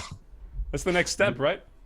Between the hours of 2 to 9 Pacific Standard Time on Friday, December 2nd, I was a participant in Amazon's Champions of Fire esports tournament to prove that mobile casual games can also be competitive. And yeah, that's pretty cool. It's airing in a 2-hour edited version on CBS Sports this Monday. If you want to, Oh, no. I'm really excited to see what kind of tweets I get after that. Is Dan going to host it? I hope he does, honestly. Great. I actually You told forgot me. it was going to be on TV for a bit. Now I'm really Well, excited. You know how like whenever Here's the Storm or something is on ESPN, there's all these tweets like, you know, I didn't sign up to the sports channel to watch this. I cannot wait to see what kind of tweets I get. When they're watching Disney Frogger? Yeah, well, it's Disney Crossy Road, actually, Matt. How dare you? Yeah, and actually, like, I have to say, I would be a part of the tournament again. It was a lot of fun. It was a little silly, but it was silly. It was self-aware. You know, they weren't like, we're going into this like it's going to be a Dota 2, you know, $10 million prize pool. They're like, it's mostly just for fun. Little high pressure, you know, because there was real money on the line, but it was mostly a really good time. What place did you come in? I came top 8. So I won my first round. There's 16. I won my first round and lost my second round to Cobalt Streak. And Honorable loss there. It was close too. I choked, honestly. Like, I'll just be straight up with you. Like, I should have won the third game that we played. He was going to roast me in balloons no matter what. I should have beaten him in Crossy Road, but I choked a little bit. And that's okay, because he went on to make it to the finals, and I was really happy for him. But it was really fun. Like, because of the fact that none of us were known for playing these games, it made it nice, because it's not like anybody was coming in with necessarily an enormous advantage, and we all just kind of had fun. It would have been nice to have like one extra day at the end to hang out with people now that we didn't hate each other, but apart from that, it was... How great would it have been is like right at the end, they introduced like somebody who's been professionally playing these mobile games for like 3 years just to compete. Oh, okay. That's like the ultimate challenge. That was Box. Yeah, exactly. Okay, so I heard a rumor, and this sounds like something that was just made up and came through the grapevine, but that he was practicing on a stationary bike to simulate the effect of playing under pressure. I don't know if that's true, but it could be. That's kind of crazy, though, but I wouldn't put it past him. He was on fire, though, man. He was killing it. He was like an order of magnitude or two better than everybody else, I think. The only person that I think could have beat him was Sky, who had also practiced a ton, but Cobalt, you know, he probably could have won the first round of the 5, like the pool round, but even then, I think he probably would have lost. What did first place win? How much? First place was $30,000, which is crazy, and second was 15. So it was a serious payday. Yeah, and you and Cobalt went and celebrated at Gordon Ramsay's restaurant, right? That's correct. Not One of macaroni. the 19 Gordon Ramsay restaurants in Las Vegas, Where he operates each and every one of them by himself, right? That's the big sell to it. Have you ever seen The Prestige? Yeah. That's Hugh Jackman is actually based on Gordon Ramsay in that movie. So he clones himself every night, and then after the dinner service closes, he shoots all of the clones in the head. But he doesn't know, like, am I the clone or am I the original Gordon Ramsay? Explains a lot. Real quick, I'm casting the line back out here because the Okay, clone yeah, comment just sorry. reminded me. Got a little silly. Edmund, would you fuck your own clone? I don't think I'm that attracted to myself. Okay. I agree with that. Definitely not bragging about myself to myself. So no. I fuck myself. Whatever. All right, continue. Sorry, we just All right, we I had have to a make question sure. about the tournament, if I could. Okay, sure. I wanted to know what happened with the 8-ball game, where it was winning the roulette a bunch of times, and then for a while it was just Crossy Road. Well, okay, that was you have to connect to the servers to play 8-ball. The rest of them, except for balloons, you could play offline. But I guess like mini clips servers were having downtime or maintenance or something. So we basically, Edmund, what happened is there was like a roulette wheel, and then it picked the mobile games that you would play against one another. But one of the ones that it brought up had technical problems for like the first hour or two. So yeah, we had to like play something else. They didn't lampshade it though, so like they said the pool game won, and then when they went to play, it was just a different game, and nobody ever talked about it. I have a, they probably ponied up some money to have their games be played. So they probably didn't want them going like, "Hey, this one doesn't work." Yeah, But, yeah. I mean, that's the truth of the situation. I was just curious, honestly. Honestly, it's not a bad game. It just the servers were down. Like that can happen to anything. So Didn't somebody accidentally hit an ad? That was my favorite part. Yeah, somebody Yeah, that was against accidentally Ryan. tapping the ad in the middle of the game. They gave us 2 instructions for a couple of these games. They're like, you have a chance after you lose to keep playing if you watch an ad. Don't watch the ad because this is like we're gonna put this on TV. It's being streamed live to the internet. Don't watch the ad, and don't ever hit continue because then you can like artificially run up the score, and it's a little unfair. In the first round, my opponent watched the ad, so lost 30 seconds of his like 3-minute timer, and then continued. And they were like, "Is this okay?" It ended up being fine, but really, like, I probably should have lost the first round, but. He watched an ad and then accidentally broke the rules, so was, I don't know if disqualified, but like in a bad position. And then in the third round, the game that he was better at had the servers go down, and they gave me my like lights out game. So, What was the ad for? I don't know, because I was in the zone. It was, it was pure water. Yeah. Everybody in the audience was like, "Oh," and I was like, "No." Get the power pallet. Get the power pallet. Yeah. In my mind, I just see this whole experience being an overhead camera looking down on your thumbs.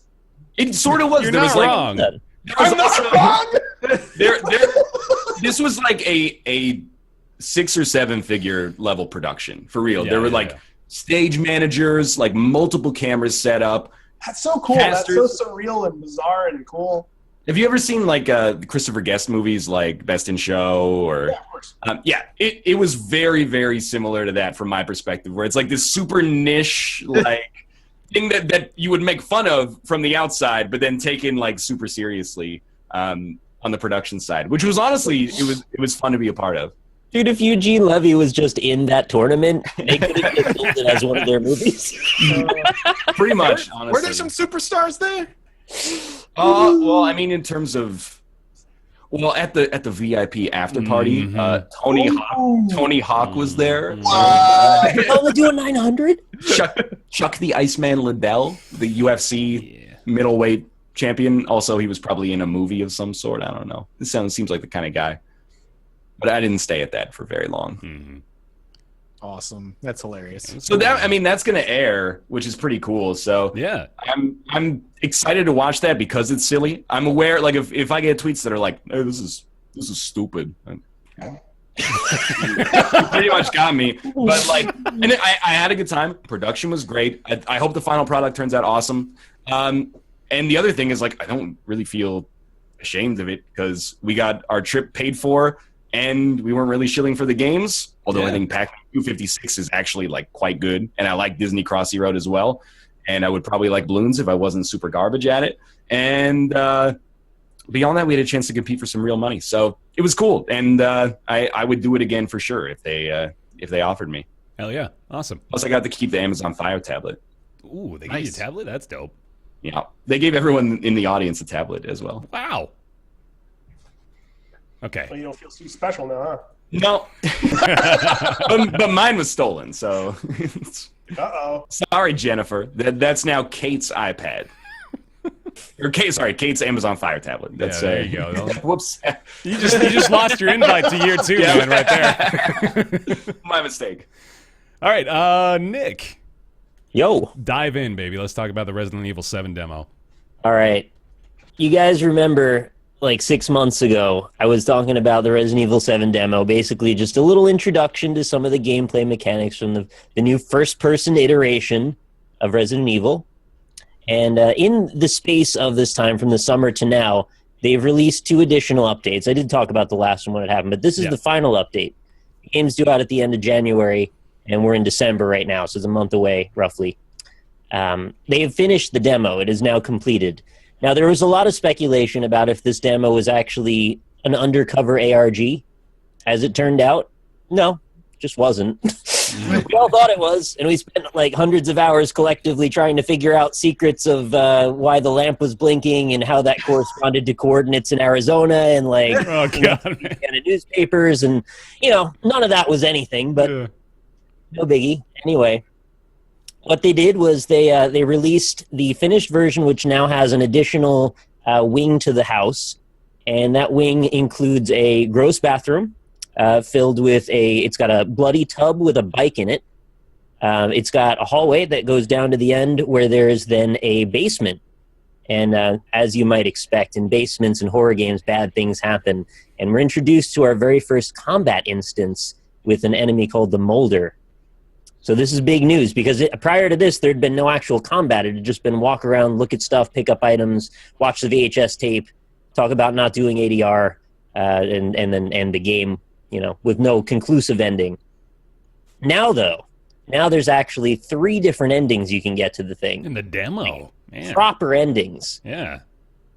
And what this does is it basically turns this into a miniature game all unto itself with its own little arc. So the big crux to it, and I guess this is a little spoilery, so if you're worried about me spoilering the demo, I guess don't listen for now. But if you get hit by that molder when you're in the basement trying to grab the key to the attic, it'll infect you with this mold disease. And as you try to leave the house with the attic key, you slowly get overtaken by mold.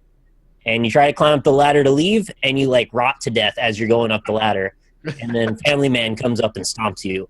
So that's the infected ending. That's you lose there. I love that name for the villain, by the way. Yeah, well, his name is actually Jack Baker. So Oh, I like Family Man.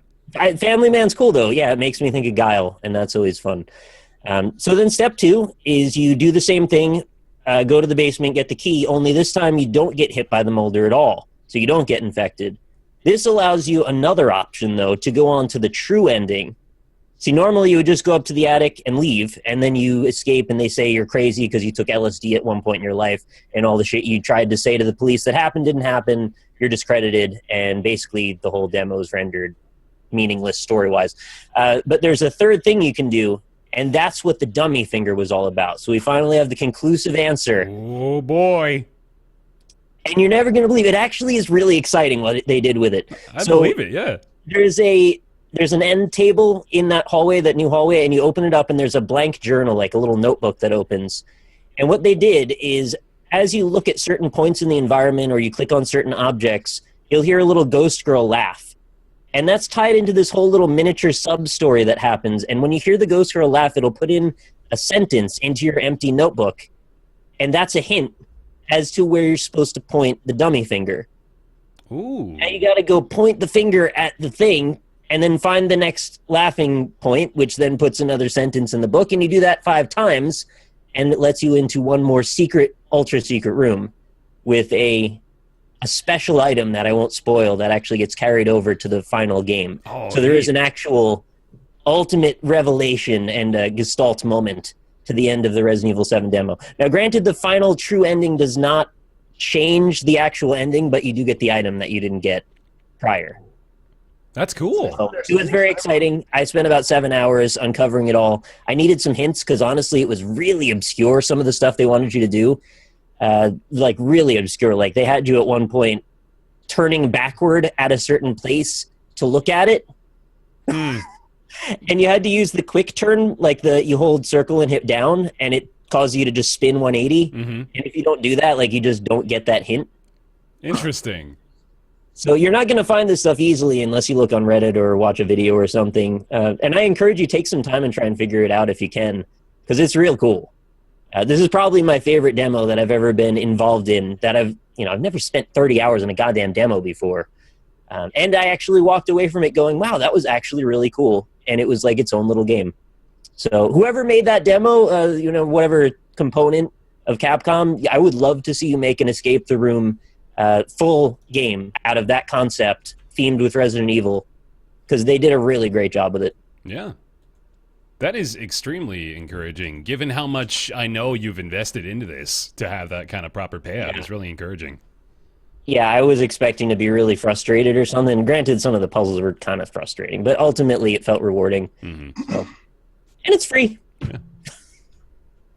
Hell yeah. I'm interested. I haven't been interested in a Resident Evil game since 4, so Yeah. Some of the best atmosphere in any horror game I've ever played. I definitely recommend give it a look. Now, you mentioned playing comes out the... next month. Yep, end of January. Sweet. You mentioned playing the Resident Evil 4 demo a lot too, right, Edmund?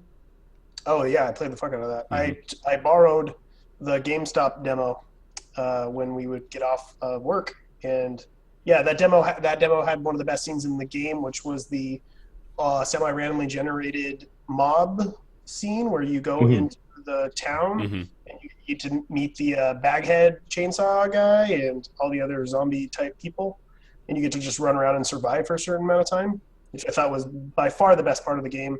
I wish the whole game was like that. I don't know why they don't do that. It was just so literal survival horror. And it played so well, like just scrambling in, closing a door, pushing something up against the door to buy more time, getting to the rooftop, knocking off ladders so the guys don't climb up after you. And then once you're overwhelmed, you got to jump off and run somewhere else and hope that you don't get fucked over. Right. I think they would say probably the challenge modes in Resident Evil 5 kind of played a little bit like that, although probably just more with there's no overarching story. It's just like, here's a mission, you try and complete it, and that's the end.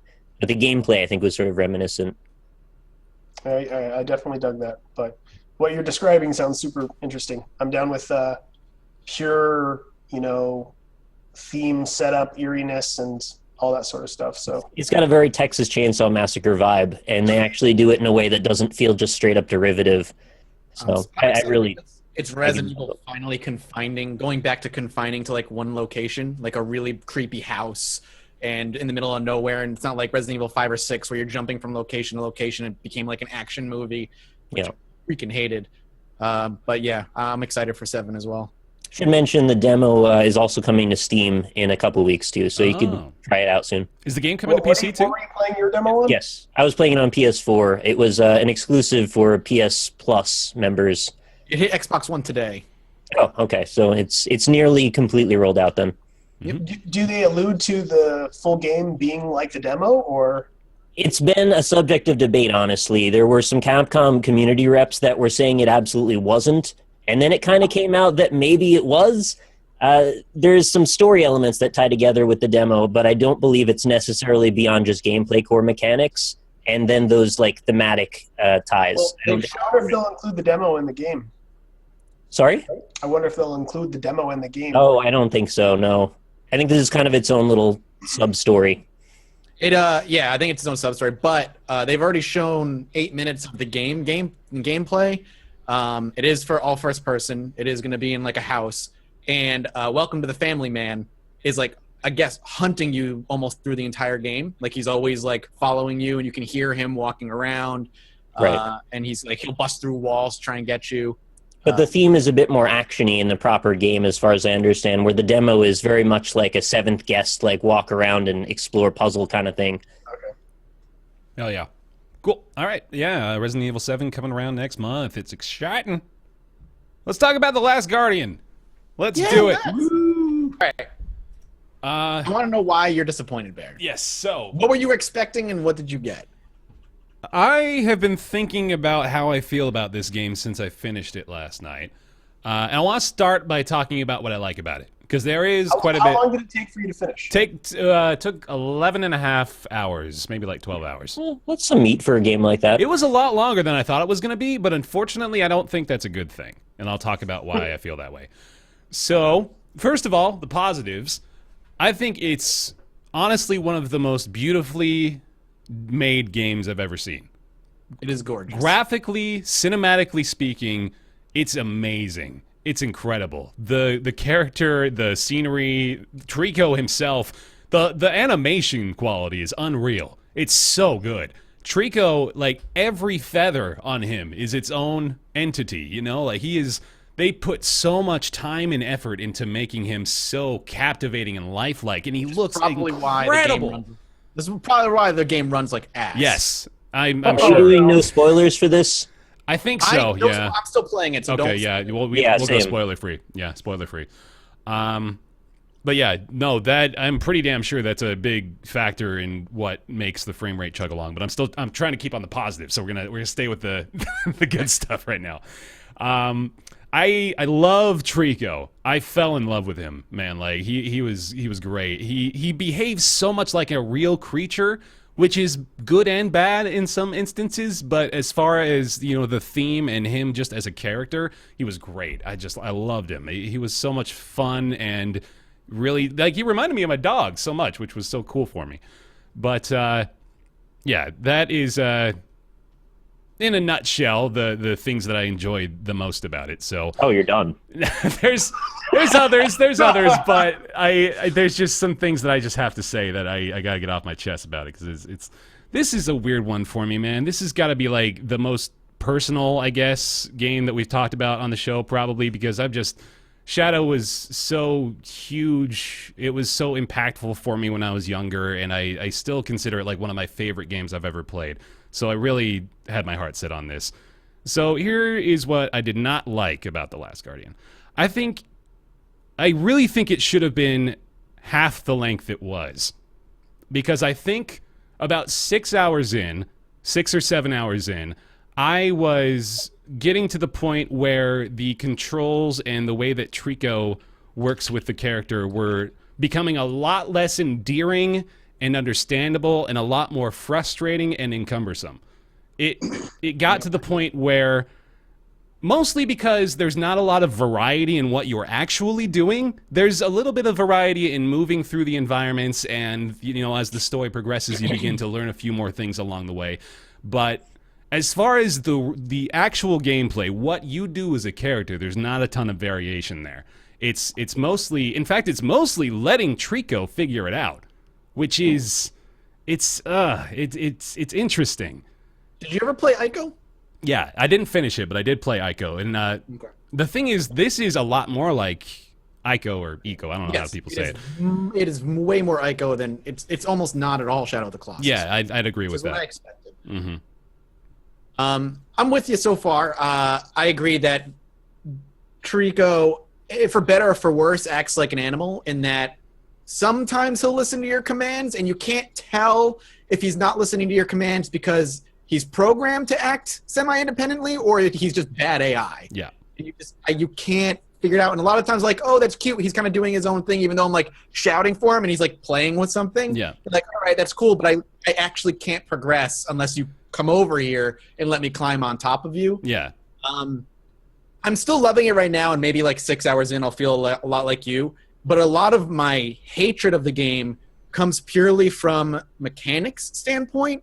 The minute you leave a building, the frames dip into the teens. Yeah. And it's awful, so it makes me so upset that that's the case, because you'll probably recall that was the one thing I guaranteed you would probably soil my experience. I couldn't predict a lot of what I expected out of it, but I knew that if it didn't run well, that would suck ass. And it doesn't run well, man. It doesn't. Like, I'm telling you, man, it's like sub 20 frame rate. It's garbage. I watched a performance analysis from Digital Foundry, and it tended to sit around 20 when it was outside. I didn't see it go into the teens, but it felt like the teens, I'm telling you. Yeah. That's what I'm saying. Made it nearly unplayable. Yeah. It was the camera, and maybe, I don't know if it can't just be me, but you'll tell the camera to go one way, and there's a solid half second delay before the camera moves. That's not just the camera either. That's some inputs. That's input commands. There's like a half second to maybe a full second of delay. Like when you're swimming, for example, it's the silliest thing, but like when you're pushing a button to go down, there's a very noticeable delay in the action being taken, and I don't know why that is. And not all actions are delayed either. Like some are delayed, some aren't. So you're very confused as to what's going on. And the camera, when it half the game is me fighting the camera, and then a lot of the times the camera's just bad. Like it gets stuck behind trees, and you're trying to see what you're doing, but you can't because you're just looking at leaves in your face, and you're especially not sure in what's like happening. narrow corridors where Trico is trying to fit in there too, and you've got so much shit going on. The camera's just like, I have no idea where to go, so we'll just get into a wall. There was a point where it got stuck in the wall, and I couldn't progress. The camera like fused into the fucking wall. All I saw was black. I couldn't move. I had to reboot. I had to restart from the title screen. It was crazy. The performance is god awful. This is a game that would greatly benefit from a very powerful PC. Just I playing wonder. it. I actually really am curious if it runs well on the PS4 Pro. That's what It people were does. asking. Well is sort of subjective. As I said, I watched that performance review, and if you played on a PS4 Pro at 1080p, and there's no option to change this within the game, you have to set it as your outside in your hardware preferences. It'll launch in a different resolution mode that will keep it at generally 30 FPS throughout the game. Sometimes it dips to 28, but it's almost locked. Huh. Whereas if you go to 4K mode, that's like the second worst performance, and it ranges between 20 and 30, but tends to stay towards the upper 20s. Whereas what we're playing it on, the PS4 regular version, at 1080, it's 1080, right? Or is it 720? 1080. Oh, is it 1080? Okay, yeah. I think it's 1080. Okay, if it's 1080, then it's sitting generally between 22 and 28 frames per second, It's mostly all the time, and you can feel it in the lag every time you press You jump. can feel I it, don't, man. That's even the worst understand part. how that works. Like, so just so you guys know, like when you're developing a game for console and it starts going through like lot check and stuff like that, there's a team of people there that are like quality control. And they were like, all right, your game is dropping below 60 frames a second here, improve that. And they basically won't let you release your game. if This it's is a not- game that's been in development for over like 10 years. Yeah. Yeah, I know. It doesn't. I'm I wondering if don't, it's I don't understand how that could have happened. Yeah. I really don't. Like, that doesn't make any sense. I know Because nothing it's about. hard to just knock down, unless they were just like, oh, the pictures, the static images of the game in motion have to look beautiful. It's like knocking down the resolution of a few textures, major textures, would make it run better. Or like not having a real-time reflection on your emerald shield on your back, or not having every single feather on Trico have individual particle physics. I And feel like that's. I mean, I don't know shit about development. I can't pretend I do. Like, other than my basic game development classes from like 6 years ago. But I can't imagine the thought process behind every feather on this gigantic animal needs to be animated. It does. Well, from a design standpoint, it doesn't make sense because they know that it's underperforming frame rate wise. They know that. Yeah. They see that. Everybody's talking about that. And there are things that you can do. It's not like there is some wall there where it's like, well, somebody's connection's not good online and that's why it's lagging. Like, they know what can be improved. For whatever reason, somebody said, no, it's going to be like this, which is really, really weird. Unless they were purposefully doing it to sell the pros, and they're like, "Oh, it's going to run better." But that just makes the company look even worse. So I don't understand Especially why. when the game was initially supposed to be PS3. Yeah, I don't. PS3 launch title. I hate That's a being funny overly joke. critical of developers like that because I know that shit happens, but I don't understand that though. I don't understand that. I really don't. The only rationale I can provide is that it's such a silly thing to say, but Trico just does look so good, man. And that's like, it's one of the only big positives is that But I Trico feel looks... like he could have been as lovable and as adorable because of his behaviors, regardless of whether every individual feather is fucking animated. Like, that was really nice to see for the first time. And now I just don't care. I don't care that all of his feathers are animated. I like his behaviors and the way he acts and his cries and that. But I wonder if that's what's killing the performance. Let me tell you a little something about not caring too, because 11 hours into this game, you don't care at all. You're done. I don't give a fucking rat's ass about what's happening in this story anymore because I'm going through the motions, man. Like, you get to the point where you're trying desperately to tell Trico, please, man, just go over there. Just go do the thing. We've been here for 5 minutes. You're sitting there playing with a fucking barrel. Just do it. God. Just do the thing. For those who don't know, like, you can feed the animal, and then you feed him these barrels. Mm-hmm. And if he can't get to it, he'll paw at it, and he'll try to get it to a position where he can like eat it. And for at one point, I had the barrels in the water, and that was a goddamn mistake because the barrels bob up and down. Is he just nudging it forward every time? He just keeps bobbing it, and then he just stares at it, and then he goes over and is like, and I'm like, oh fuck, like I can't move. Like, come on, you asshole, let's go. And he's like, I'm gonna get this barrel. I'm like, just dip your head in the water and eat it. It's a lack of context in the way they've programmed the trigger points on the animations is what it is. It doesn't understand that there's water there, and it thinks that it's just trying to move this barrel to a flat spot on the terrain so it can eat it. So it's just going to keep repeating, and that's what the big problem with the AI is. It just doesn't have enough context sensitivity to make sense for a lot of what you need it to do. That's why I was like, I can't tell if it's just bad AI or if he's supposed to act like this on purpose. I couldn't tell. So on that note, like, I do want to make that point that I don't know how much of this is, by design. They want Trico to feel like a lifelike creature that's going to make his own decisions and go do his own thing. And, I'm trying to be understanding of that, but there comes a point where it's just it hampers your experience, or sorry, hinders your experience so much just because you're limited by what he does, and it's almost in some cases like you're just watching a Trico movie.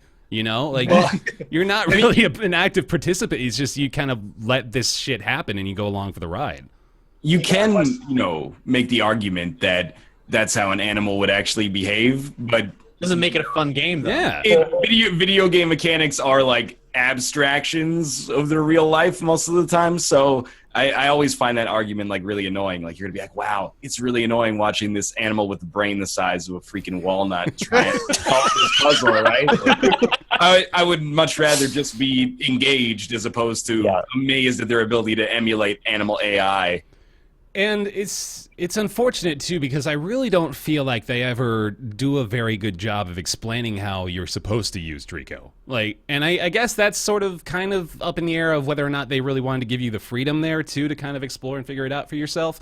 But there are 4 face button commands that you can issue to Trico, right? And then you can also use the left analog stick and hold hold R1, use the left analog stick and command him a direction to go, or at least attempt to command him to go in a certain direction. You get the tutorial segment of how to use the jump button, or the jump command, which is triangle, and then it never tells you what the other 3 do at any point. So you just kind of have to guess. And it's not really... I wonder if there were instances where if I had done those commands, I would have been able to progress faster, or at least, had a different opportunity to do something, but I never know. And no one else knows either because it's never really explained. It's no part of the game tells you what to do with that. The moment I heard that the talent left the company was the moment I thought, okay, they hit a wall or there's some sort of fight over what this should be and why. Mm-hmm. And there's no doubt that they might have seen that this wasn't going to turn out well and they bailed.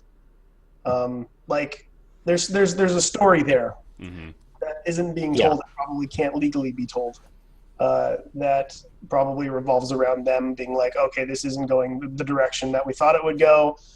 We shouldn't do this, but they're committed to do it.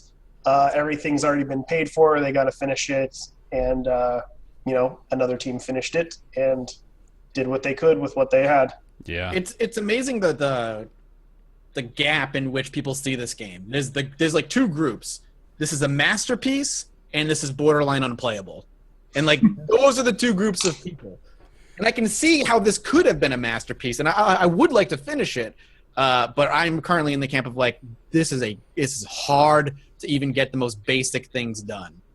It's one of the most beautiful games I've ever hated playing. That's that's what I can most succinctly say about The Last Guardian. My perspective on it is, yes, it's incredibly beautiful, but there's direct dissonance in the fact that because the frame rate's so bad, the very act of exploring is painful to do sometimes. Just looking around waiting for the camera to catch up with you just to look to go, okay, is that the spot I'm supposed to try to get the animal to move over to so I can sort of kind of climb up it, and then it might not stay there, and then I'll get frustrated for a while. You fucking get up to a pillar, turn around, jump back down, paw around at shit for 3 minutes before you even get the chance to go back up again. Like, that was a routine thing. I had at one point I was supposed to be on him while he jumped over a fence or like a big wall. Except he jumped over the wall without me, then stood there and looked at me through the gate. And I'm like, come here, and he's just like looking at me like, you mother, jump back over. And I had to wait for him to come back. And then I'm like, okay, jump over the fence now. Mm-hmm. Oh. The individual problems may not have been as bad if they didn't go in direct opposition to the point of the game, as well as compound over each other. Yeah. You know, if the controls were a little iffy, but the frame rate was all right, you could probably get past it. If the game looked really pretty, but like, you know, there wasn't a lot of depth, well, maybe you could have kind of got past that because the storytelling was still good. As it turns out, like, maybe the storytelling is great, but it's just so annoying to play. You don't want to sit through it to get to that point. Yeah. I don't want to go too much longer because we're actually running into our time constraint here. But yeah, this is so painful for me to say, but I don't think I can recommend it. It's just there's a lot of other really good games out right now, by the way, first of all, that I think are a lot better than this, unfortunately. But at a 12-hour expected time of completion with the amount of just redundancy and poor explanation, in my opinion, the controls are so difficult, the camera's so wonky, the performance is so bad. There's not enough there right now. It's the thing, like, with Shadow of the Colossus and Ico, like, the camera was always wonky and the controls were always clunky, but the game ran well and you could at least have control over what you were doing for the most part. It didn't run extremely well off the initial release, I will say that, but the remaster was a lot better. I have memories of Ico running pretty bad on the PlayStation 2. Yeah, Okay, so yeah. I don't remember. Yeah, it was the first game to bloom the fuck out of everything. It was boom, boom, boom. And Last Guardian does the hell out of that too, by the way. It's maybe very that's bright. the thing. Maybe they've always been. Maybe Shadow.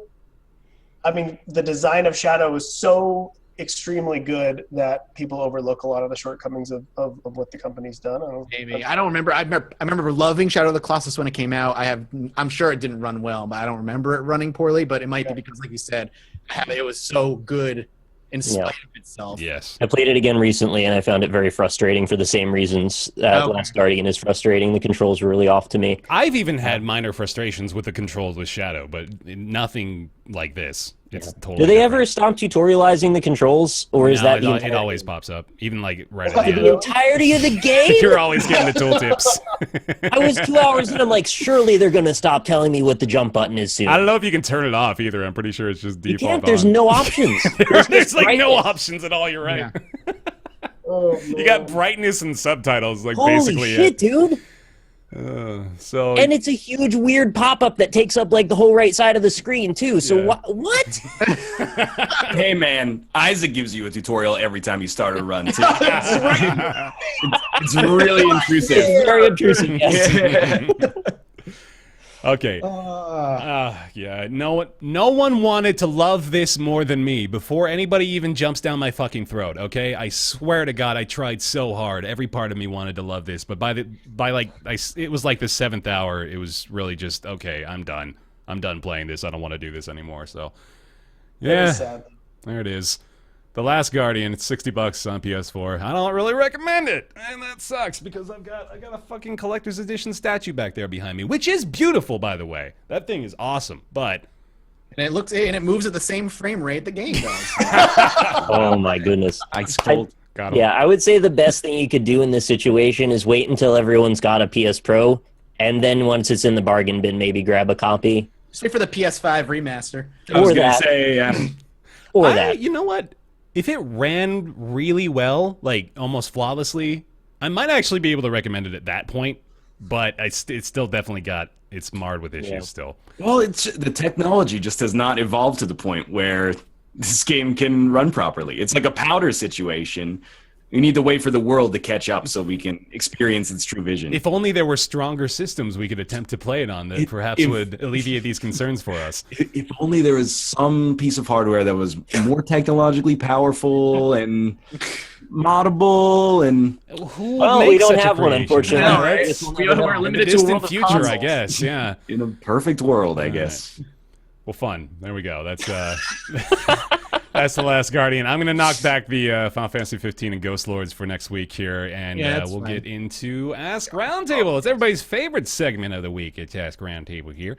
You can send in your questions to roundtableyt@gmail.com. Please send in more questions. We could use a few more of those. Roundtableyt@gmail.com. This week's question comes from Ethan. Pretty simple one. If you could put together a bundle of 5 games that would make up a definitive/best of PC game bundle, what 5 games would you put in it? So we've got 5 of us here today, so I figured we could each contribute one. No, hold on. Wonder what Ryan's. Let's start with Ryan. Let's knock out the top left Ed's here, man. Now's your I time. was gonna say I can't say Isaac because it would just be like it's sucking up. So, I don't know. I feel like there's a bias in these questions to like always come back to like the mid to late 90s. Like it's always like Half-Life, StarCraft, Diablo 2. So I'm gonna throw in something more recent, probably counter that bias with my own bias, but I don't know what it is. Okay. I can just tell you, yeah, Matt, I'm gonna do what somebody has to do. Sure. The Witcher 3. Right out of the gate, man. All right, there you go. Throw it out there. Witcher Games 3's of in the the year bundle. 2014, 2015, 2016. It's gonna keep 2017. racking them up. You guarantee it. I'm gonna put Spelunky in there. Probably surprising nobody. I think it's probably one of the best games made in the last decade. Honestly, it's just real good. My obvious pick is, well, also sucking up. Super Meat Boy. But you love Super. I really love Super Meat Boy. It's never going to get boring for me. I probably will outlast every other platformer. If I can't pick that, I guess I would say Planet Coaster, because I think that's got huge appeal to a lot of different groups. What do you think, Edmund? What was so? Tell me the question again, so I know exactly. Put together a bundle of 5 games that would make up a definitive/best of PC game bundle. So we're not restricted by time or genre or anything. It's just whatever All right, PC okay, here we game. go. Fallout 1 and 2. Can I put those Yes. together? Absolutely. Absolutely. All right. I agree. XCOM, the original XCOM. I want to say the original Diablo for nostalgia, but it's probably not. No, I'll cut that one off. Spelunky. Yeah. For sure. Let's see, what else PC-wise? Do you have a lot of hours in Spelunky, Edmund? Hours in Spelunky? Yeah. I don't know. I mean, I did everything that can be done except for kill the eggplant. Oh, yeah. No, me neither. But yeah, no, that's a game that I still pick up Awesome. all the time. Mhm. I mean, yeah, so great. Cool. Ryan, you figure it out? Uh-oh. Here comes my wife. What? What are Perfect. your top 5 PC games? Quake 3 Arena, Mm-hmm. That's really good. Nice. Oregon Trail, Nice. Yeah. Oh. All right. Blast Miner. Fuck! You guys probably don't even know what that is. I legitimately No. like Blast Miner. Well, good for you. Blast Miner is a game I made. It was a horrible failure for the most part. But it was a puzzle game that I put out with Cryptic Sea. It was like this only other game that we released. Huh. Let me see what else. I can't remember which Sims a couple years ago that was. Oh man, I was running the whole town. I had this guy that had like gotten to the highest whatever in his job, and then he died. But his ghost continued working, and that's all he did. My favorite part of The Sims was when you'd leave something on the ground, and then it would get flies everywhere, and then you'd pick it up, and then the flies would be permanent. Oh yeah, I yeah. had a lesbian gal who adopted a baby, and then my baby glitched, or maybe a plate glitched. Something glitched on the ground, and my baby got taken away Whoa. Whoa. because it couldn't clean up. Oh, shit. Game Yeah. of the forever. Yeah, Oh, hasn't yeah. happened yet in real life. Not yet. Keep a close eye on the plates.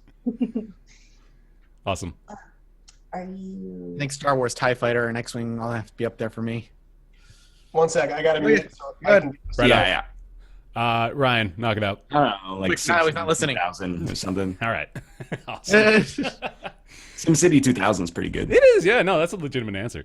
Ethan, thank you very much for the question, buddy. Appreciate it. If you got your questions, send them to roundtableyt I don't know. That was not where you should send them.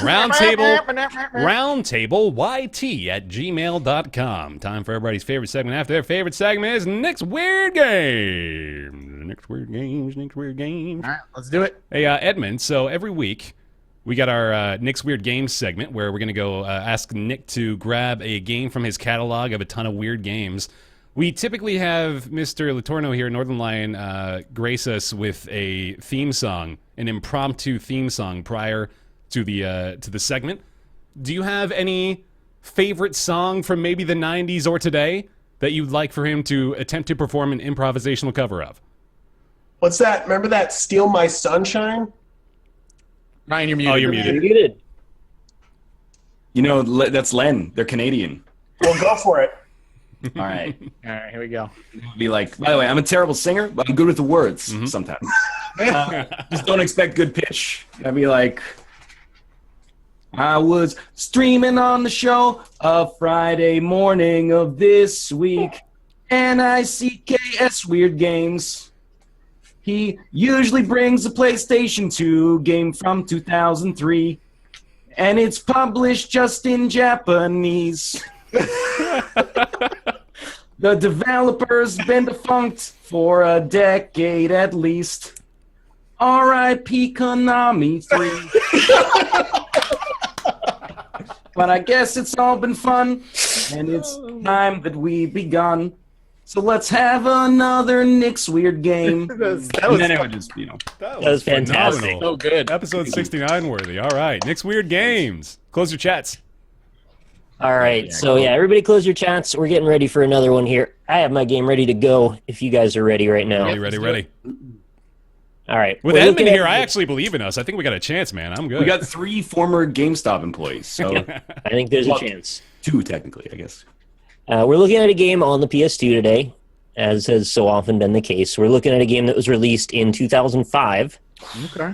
developed by Taito Okay. and Garakuda Studio, Okay. published in North America by Hot B. Hot B. Hot B. B. That is good. I actually don't even know who that is. Never heard of them. So the premise of this game is that it's a 3D action-adventure game where you create your own characters from drawings. Those drawings then get imbued with special powers. Magic Penguin? No. Oh, okay. That's what I was gonna say.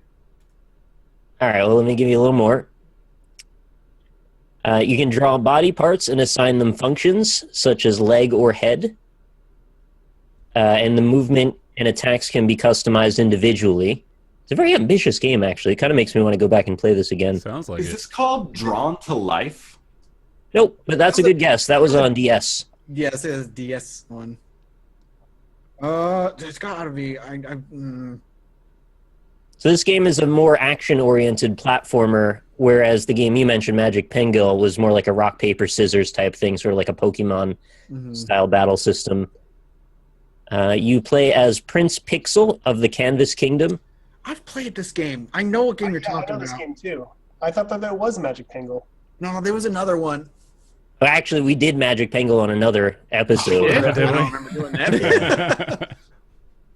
Oh, it's a Graffiti Kingdom. There it is. Ooh, nice. Mathis with another point. Good Graffiti shit. Kingdom. Yeah, I baby. keep trying. I remember going back in the day. I kept playing those draw your own creature games, Drawn to Life, Magic Penguin, and they all sucked. Yeah. I thought they were interesting, even though I get where you're coming from. Let's see if chat got it. I'm sure they did. I'm. Well, let's see how far up the chat list we can Oh go. Jesus Christ! Look at all these people who just like it's the Graffiti Kingdom. Oh, there's like 2 games in this sort of little niche subgenre. Yeah, I suppose. that was a very particular kind of game right there. The first one I see is Cry Ghoul with Graffiti Kingdom on there. Oh, wait, nope.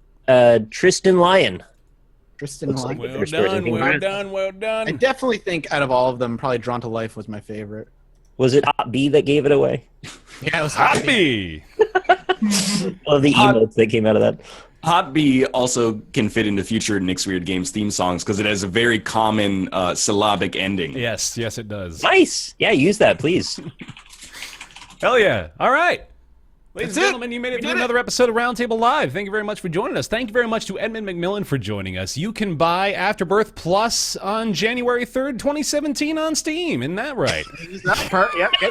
Someone snap that. That's a good clip. All right. It's good.